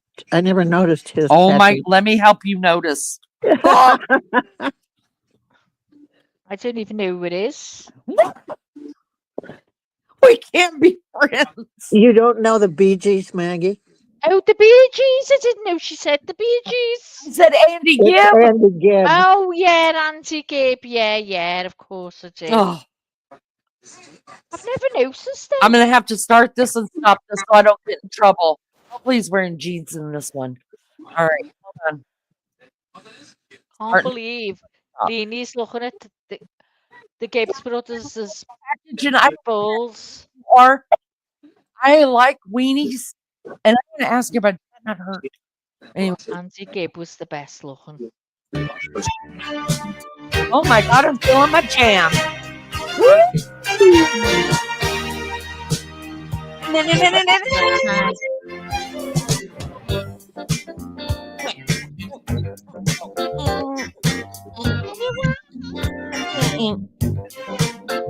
Come on, baby, sing. Oh, we need your body. Hold on. Let's do this one instead. Oh, damn, not that one. Oh God, I'm Yeah, looking there now. too dark. How do I get out of that? Hold on. I need to see his package. Hold on. We don't care about headshots at this Can't point. believe Hold me. on. Rest in peace. Oh, that's not a good one with the red background. Oh, no. I think the 70s, they were all at ball squashers, didn't they? All huggers. Hold on. What's this? Oh, I would give him more. Victoria Principal girlfriend had it going on. All right, let me just pull up the Bee Gees because the Bee Gees will have their ball busters on. Wouldn't you Let's love see. to have a camera on everyone when you're playing stuff like this? Because I Yeah, know everyone's swinging their hips now when that how was can playing. you not? There's other thing I wanted to say about Brian Kober that reminds me. When he first started going into court, he told them, excuse me, that he didn't want to have to wear his orange, orange jumpsuit into court because he could see everybody staring at his package. Right, right. Did he? Yes, he said that. Yes. Oh my God. Yeah, everybody Did he was staring really at his say that? package. Can't Yes. Yeah, believe it. yeah. Hold on just a minute. Let me try to find jeans. Come Well, you'll have on. to go and find Koberger's package now. I don't want to I see want to see. Koberger's package. I do. I want to see No. what he Well, thinks everyone I was didn't saying. think you could see it. I wasn't looking at Koberger's package. I mean, I thought I looked at everybody's, but I guess I don't. Yeah. Let's see. But 9 I wonder o'clock if said, if "Oh that's Lord, I've part of missed this him. wonderful place." I wonder if that's part of him being an incel, that he thought that everybody was wanting to look at his He probably package. wishes everybody was Yeah, looking he at it. wishes. Yeah, he wanted everyone to look, and because they didn't, he was fuming. When instead Say, everybody was repulsed by every single bit of him. yeah, he just didn't want people staring at him in the orange suit. That's why, because he knew he was guilty. Yeah, it wasn't his package they were looking at. They were looking at Yeah, him his with eyebrows. hate and distaste. You were Yeah, looking we're at his busy looking at your eyebrows, Bobby. eyebrows, Brian. What? Geneva Okay. reckons Koberger's tiny. All right. Probably. But he knows good birthing hips when he sees them. Oh my God, Miss doesn't he? Barbara. On it.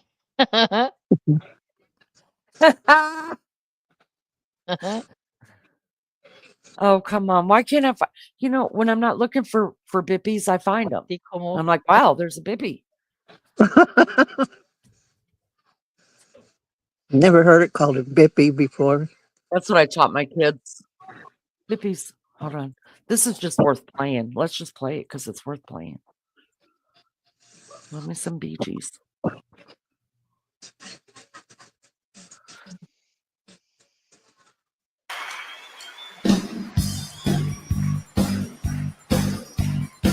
I like looking at these and look at the way people dressing and their hair and shit.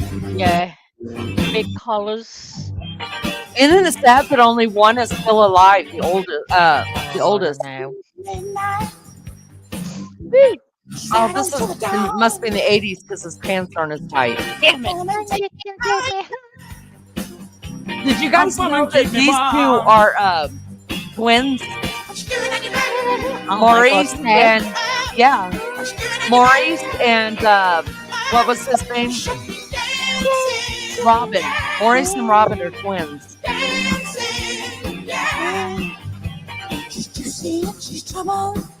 Okay, you're stuck in it completely.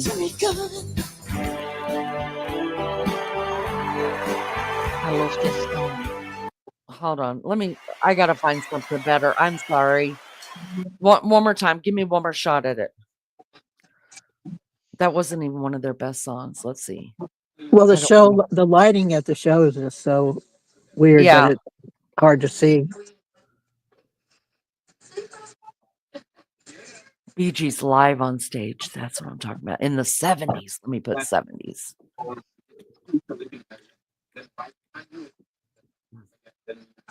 Did you see Benson Boone on the awards in his 70s outfit package? No. Did in April. Do what? Did you see Benson Boone on the awards in his 70s outfit? Who's Benson Boone? I have no idea. I've never seen him. Or his package. Who is he, April? I quit watching all those award shows since I got so old. I don't know who anybody is. I Do you quit know what? watching I've award never ever shows watching too. them. Oh, I could never be bothered watching them ever. I absolutely used to love them, but they just got so political and just I'm like, shut up and sing. Yeah, and after COVID, they got weird. So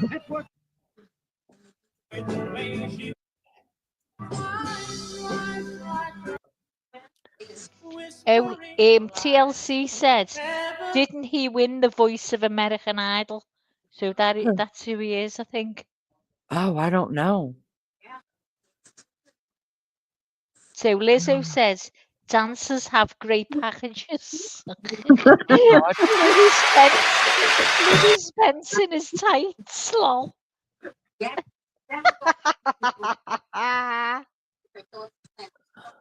The things he All talk right. about on Let me this s- channel.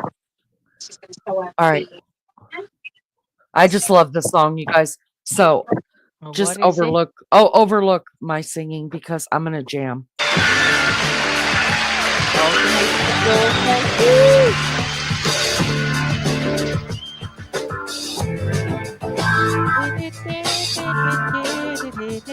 Now, see, if you guys weren't on my computer, this thing would be blasting through my house. Me too. Here we are in a room full of strangers, standing in the dark, where your eyes could not see. He's got a little bitty look at it right there. Sing His it, teeth are Robin. bigger. Want me to. But I won't stop my loving you. I can't stay away. Blaming it on the nights on Broadway. Singing them Look, he's got a little tiny bippy look. It's right there. If I could zoom in, I would. Like a But chopstick now, lollipop. Barry has got a tight package. I'm just gonna let y'all know that.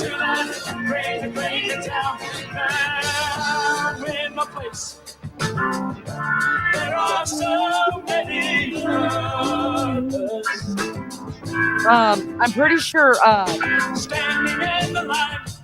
Robin, the one in the middle singing, he's got a body like Lionel. Him. It reminds me of Lionel's body. Tall and skinny, but Lionel said he's got a big pecker. And he obviously doesn't. No, I'm telling you right now, I would have hit every one of them. And split it up minutes. I feel like without a nice out talking if the music playing. Singing them love songs, singing them straight to the heart. Blame it on the nights on Broadway, singing them sweet songs to that crazy, crazy town.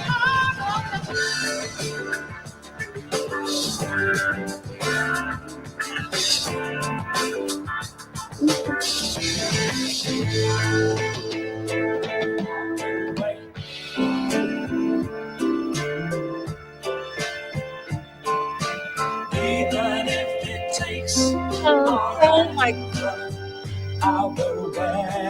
I found it. I'm so excited. All right, hold on, I found it. You see them to make me stop this. Hold on. Hold on. You guys are gonna You get found it, Bippy. Get ready to get excited. It better be worth talking about Oh, after it's this, gonna Leanie. be so good. So this is guest bedroom. Right? Get ready to whack a one from where you are, Barbara. You're closest. Oh, this is gonna be so good, you guys. So good. Do you think I should want to do that? Look at that. Oh Go my God, that's not Go real ahead, ladies. socks. In the white suit. Yes, go ahead and appreciate. This is Maurice. Let me draw it out for you guys. I wish I had a black magic marker. See it right there? He's got like one ball right there. Can you guys see my cursor? No. Can you Is see, it the, is can it you the see white? my cursor? Oh, you Is mean it the in one the with white? his one ball is hanging down further and Yeah. the other Can you is guys further up? can you guys see my cursor now? All right. Can you see it? No. You can't see my cursor? Damn it. No.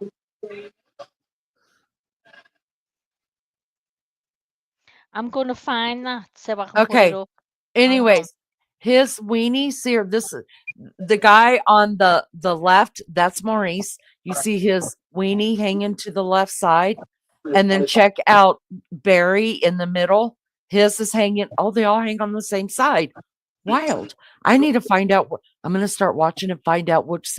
I need all of you guys to watch your husbands, your partner, whoever, and see if they have a natural place for their weenies to hang. Is it in the middle, on the right, or on the left? But Barry's got a nice package here. I mean, check it out.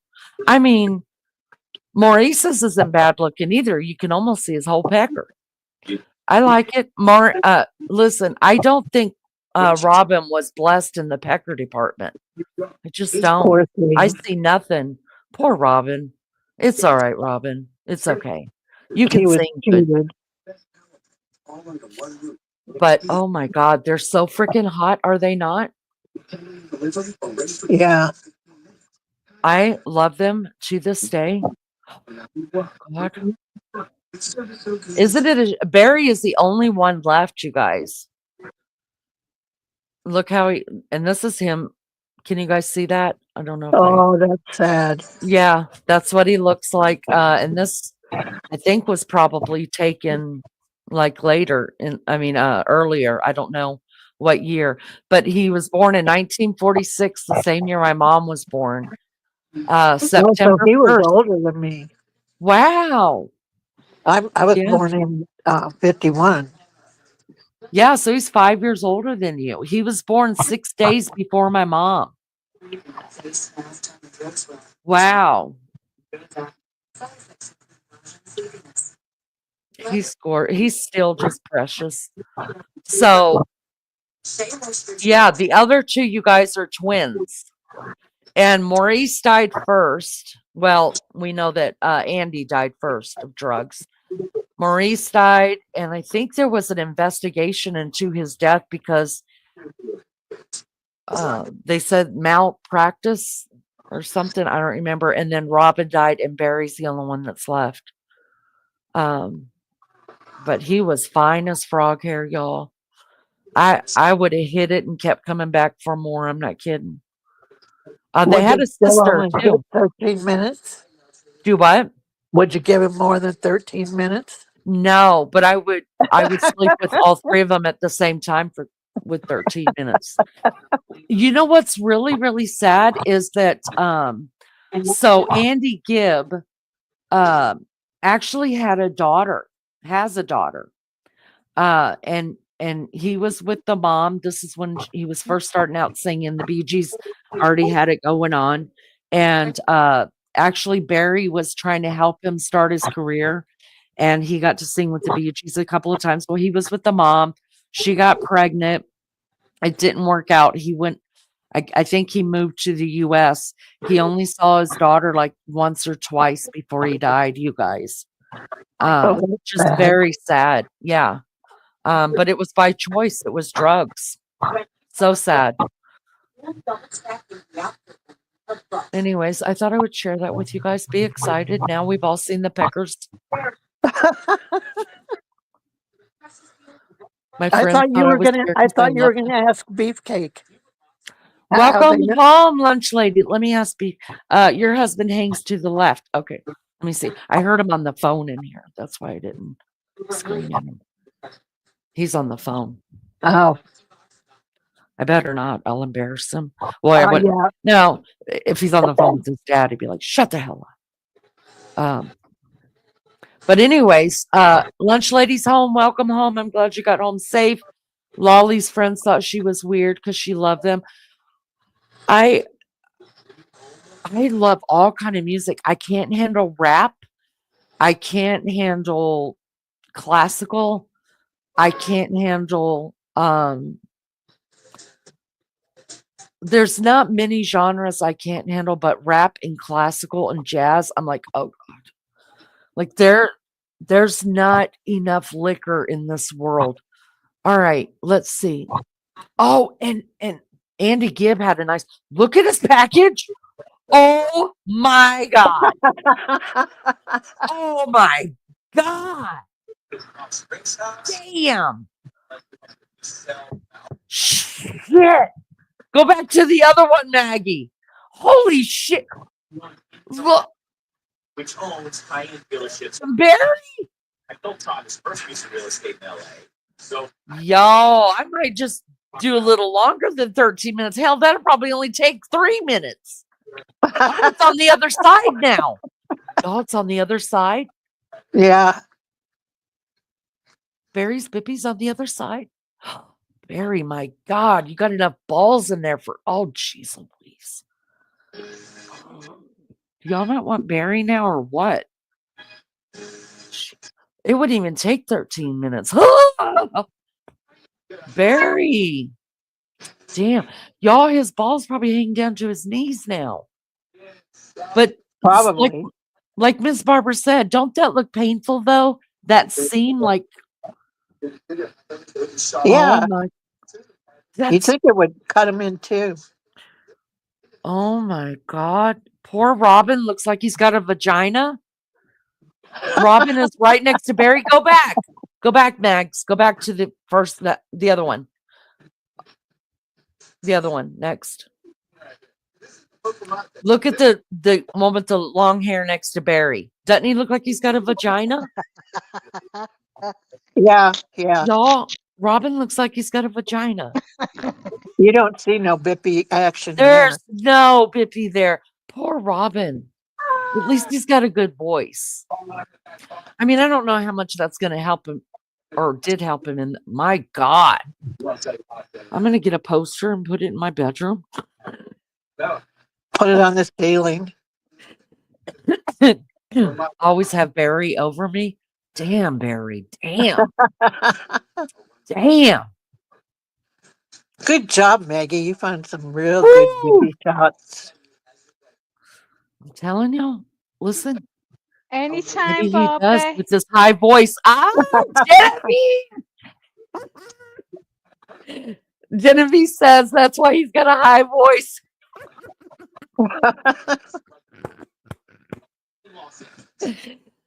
His balls are all sucked up in the middle, hanging over to one side. Oh God, balls are so gross. But when you package them like what Barry's got going on, it's like, oh yum yum yum.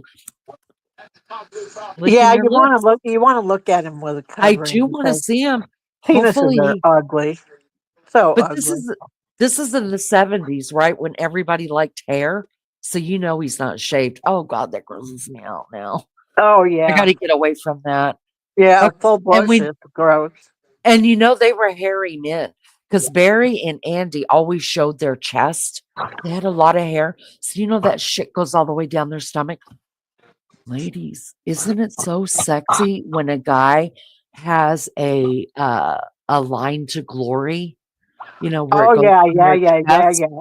All the way down. If they have no chest hair and at their navel, they start that hairy line that goes down there. It's the line to glory. Oh my God. Y'all. Yeah, that's really sexy. Oh my, I could sit there for days watch. Surely there has to be some linked pictures of Barry out there. I would pay. Or I'd get you guys to go and Hold on, Lee. Your wishes might come on. Give me a minute. I'll have to delete Give me, these girl. ones. Give me. Right, so I've got to delete these ones first before I go looking. Oh, I want this one blown up. But keep that one. Okay. Keep Robin's I'm getting rid of this vagina one. out of it. Get rid of that one. Poor Robin and his vagina. That's gone. Yeah, like you said, it's a good thing he could sing. Yeah. He could even sing in the bedroom. He might have nice hands. Let me see your hands, Robin. Those might work. Robin.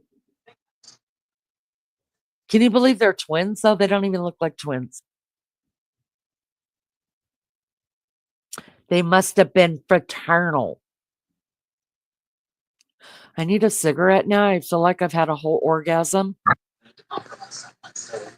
Stop talking about your cigarettes. I'm sorry, Miss Barbara. I still reach over to get my pack of cigarettes. What is like I think I would struggle, like, if it was nice outside and you know what I mean, and I just wanted to go hang out outside, that's when I would miss my cigarettes. What action makes you miss your cigarettes? Like, being on your computer or your phone or talking on the phone, or what would make you what action? Going to the doctor. Um, I always have Oh. that feeling that when I come out of there, oh, I could have a cigarette. Oh, yeah, yeah. And now I can't have a cigarette. But I See, chew nicotine gum all the time. my son does too. He breaks them like in these tiny, tiny pieces and he chews them for a minute and then he just sticks them next to his tooth and his gums. Yeah. But he goes through them a lot, those XYZs or something. So if smoking was not a problem, they told you, hey, it's good for you, it's not gonna hurt anything. Would you pick up smoking again? Did you enjoy Oh, it? yeah. Yeah, I loved it. Oh, wow. You know, a lot of people that end up having to quit for different reasons, they're like, "I'm not quitting. Why would I quit now?"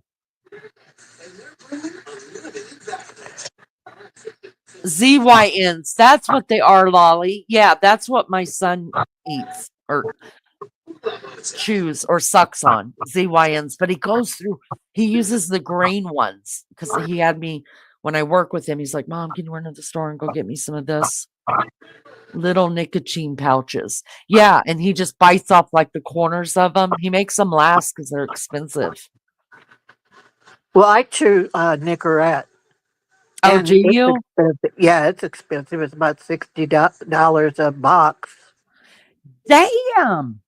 but it lasts over a week. How much did you smoke when you quit? Oh, I smoked a lot. After I retired, I smoked a lot.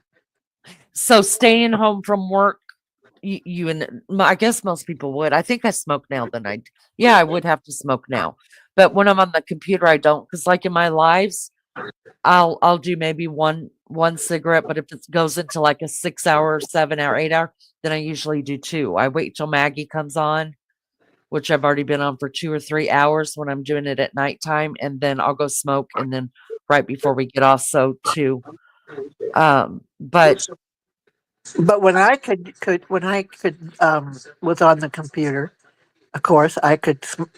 The one thing I regret about smoking in my house is that my grandchildren I never got to have my grandchildren come stay overnight or anything uh, because 'cause- my daughter didn't want them. Her and my son-in-law have talked about how whenever they would all come over, I would never smoke while they were in the house, but of course the whole uh-huh, house reeked of right. smoke. Hmm. About how they would all go home and they all smell like smoke. Hmm. Yeah. You know what? I can honestly say there's been very, very few, even when it is below zero, I go to the garage and smoke. I don't, and I hate smoking in there. I hate it. But luckily this garage here, it's heated. So, Oh, nice. so I just I pull up we always have our garage door open so the cats can come in and out. Um, so but I only smoke in there when I just can't handle the wind outside because I still go out to smoke, even if it's just freezing. But I can count very few times I've ever smoked in a house. And I think it's because my dad, when he quit smoking, he quit when he was smoking about 3 packs of cigarettes a day, he said. And he used to bitch at my mom all the time, even though he smoked in the house and in the cars. But the minute he quit, he's like, "You can't smoke in the house or the cars anymore." And she was like hell, I clean this house. But you know, one thing I noticed about my mom's house, Miss Barbara, was when I came back from Germany, and my mom always smoked in her house. My mom's house did not smell like smoke. And I remember asking her one time because my ex-husband used to smoke and he'd smoke in the house. And I was like, how do you not get the smell in here? And she said, she doesn't let cigarettes sit in an ashtray ever. And she always cleans out the ashtray like with 409 or something like that. And she just didn't. She always had. That is true about my mom. She lived in Florida. She always had the windows open and stuff like that. And she said it just never. It just never smelled like that. And it really didn't. I would tell you if it would smell bad. Hi, crazy hillbilly. Hi, Jay Brad, staying alive. All right, Maggie, let's see it. I have a picture of my daughter.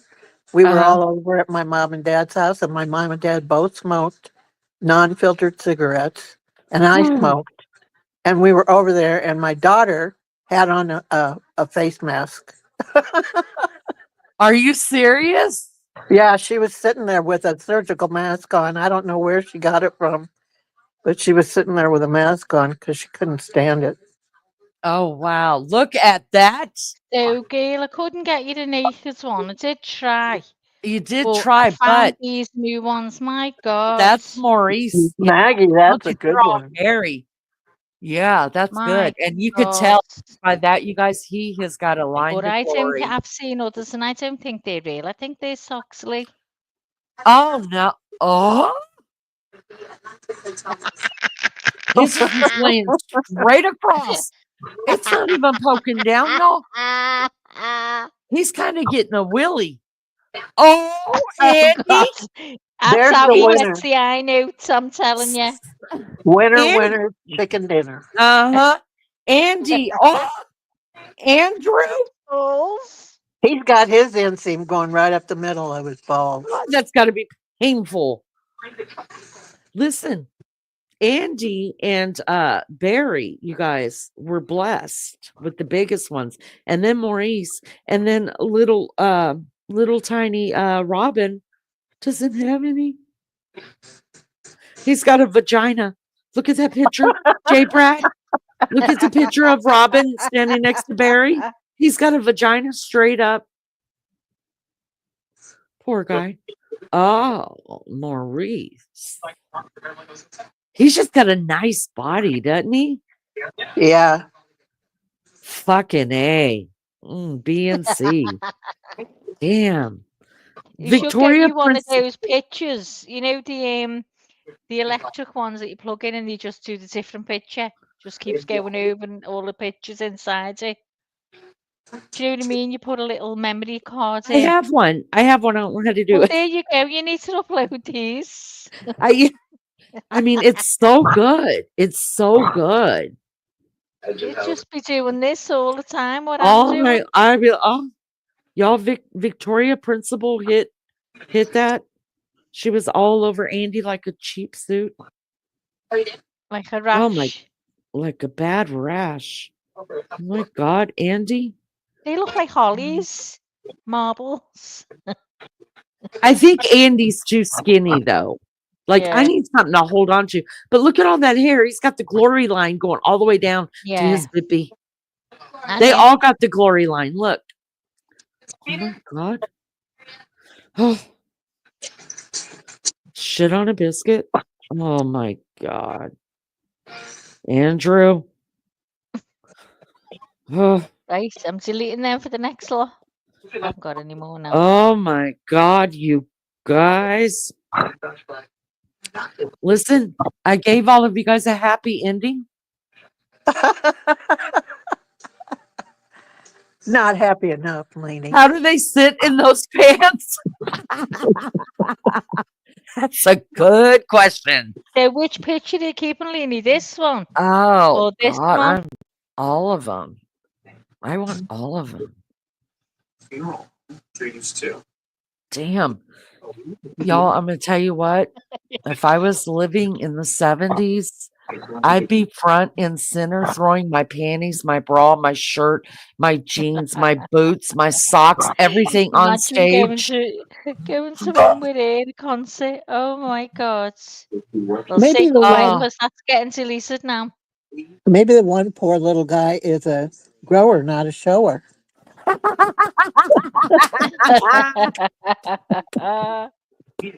JB said no one sat down in the 70s. Our pants were too tight.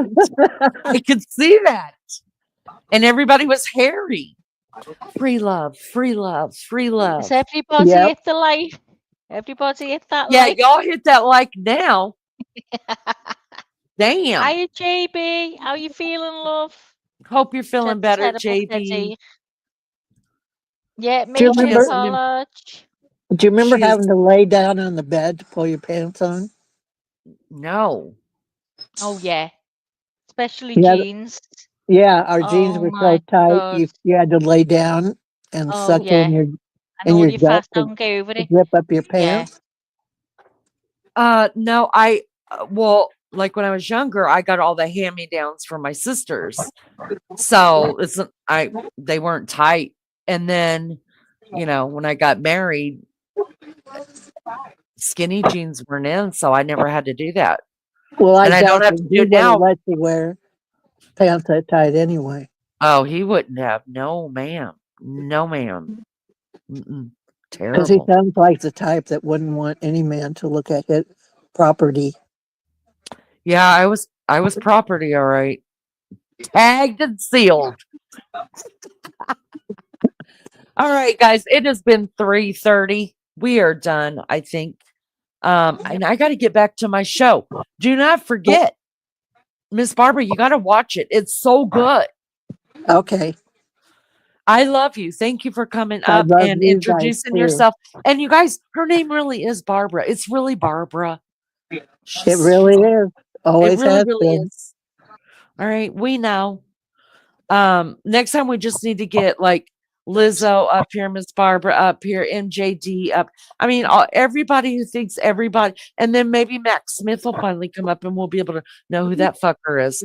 But anyways, I digress. There, I was able to say that word, that weird word that everybody uses. I digress. I don't even know what the fuck it means, to tell you the truth. People just say it, so I said it too. But anyways, Miss Barbara, thank you for coming up. I love you so Thanks much. for having me up. I've enjoyed it. I Love you, girls. love Take you. care, Barbara. Okay. Ta-ra, love. I hope I've got a better package for you next time. Okay.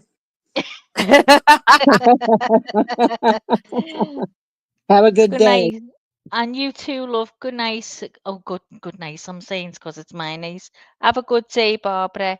And to everyone in the chat, or a good night, wherever you are, a good day. So April said she needed that belly laugh. I'm glad you got it, Oh, April. See how well, quick we go from the we serious needed stuff to to the laugh funny after all stuff. that Yeah, seriousness. you've got to. You've got to. I've Yeah. always watched Appropriate Adult and Older miniseries. Really good. It really is. But listen, was you there before when Leni was telling you about the program, the series on Netflix called Adolescence? Oh, JB, you She got to said watch you've it. got to You watch it. straight up got to watch it. We're gonna So watch it good. tomorrow. Sunshine was a teenager in the 70s. It was a great time. Free love. Free love. Free love. Yeah. All right, Maggie I dear. grew up I in the love you 70s. so much. I love you too so much myself, Leni. Thank you for all the reading and everything you do. I love reading. Well, I'm glad you do because I get tongue tied. My Well, tongue I gets love slick. it, and especially more because you like. Well, so God, how many words do I get wrong? No, but my But I tongue love gets thick and reading I actually because trip over it, and then some words I don't even know what the hell they mean. you enjoy it, so I like to do it. So there you go. I'll read anything you want, anytime.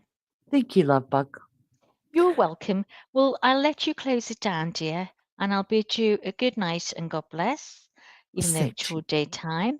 And goodbye to everybody on chat, and have a great day, a great evening, wherever you are. See you later. Oh, go bigger Wednesday. See you Wednesday. Love you. Nice. Bye, Love Max. you. Bye. All right, guys, that is it for me. Is there only 2 episodes? Because I was like almost done with episode 1. I got to tell Beefcake about it. I'm going to begin there watching it. Thank you to Lindley so much for sending us for our content for today.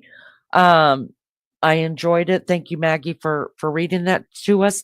Thank you to Miss Barbara, our matriarch, for coming up and introducing herself. Thank you to Wild Angel for renewing her membership and for gifting the membership.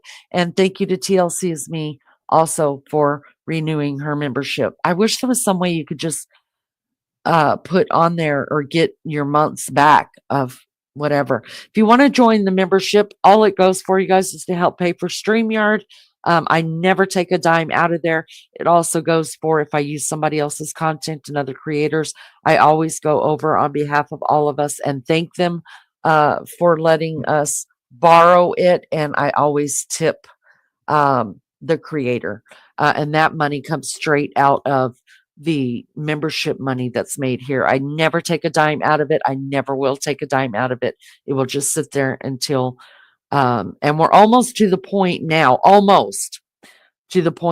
that we have enough memberships to pay for StreamYard totally every month. So thank you for that. I appreciate it. Thank you to the chat. If it wasn't for you, we don't have a channel. You mean so much to me. Thank you for being here. And thank you to the Mad Mods. They're really the heroes and the MVP of this channel. They keep us safe in chat. They don't put up with shit, and they're not going to put up with anybody's shit. And I appreciate that so much. And they don't even bug me about, like, I am so grateful that I have people on this channel around all of us that I trust. I really do trust them, that I don't have to ask. I don't need to know. I don't, if they boot somebody from this channel, I don't care. I don't care, because I personally would much rather have 10 good people around me and lose one sub than to keep that sub who's causing problems and potentially lose really good subs that's being offended. That's the way I feel about it. Thank you guys so much for being here with me. Love you guys so much. Go watch it. It's Adolescence on Netflix. They owe me some money for promoting them. So it's in the PayPal. Do that. But I love you guys so much. I will be back either tonight or tomorrow night, and we will be doing a pregnancy test live with little girl, depending on how I feel tonight. If I'm too tired, then it for sure will be tomorrow night, because the Aussies definitely need to be here when I do that, because I kind of feel like I'm sharing this pregnancy with all of you, but mostly Melly Joe. All right. I love you guys so much. I'll see you next time. Y'all be good or be good at it. If you can't be good at it, you know what to do. Send me a video, because there are some out there that say I don't have content. So do that for me. Send me some content. We'll use it, and everybody will love us in the end. See you guys later. Bye.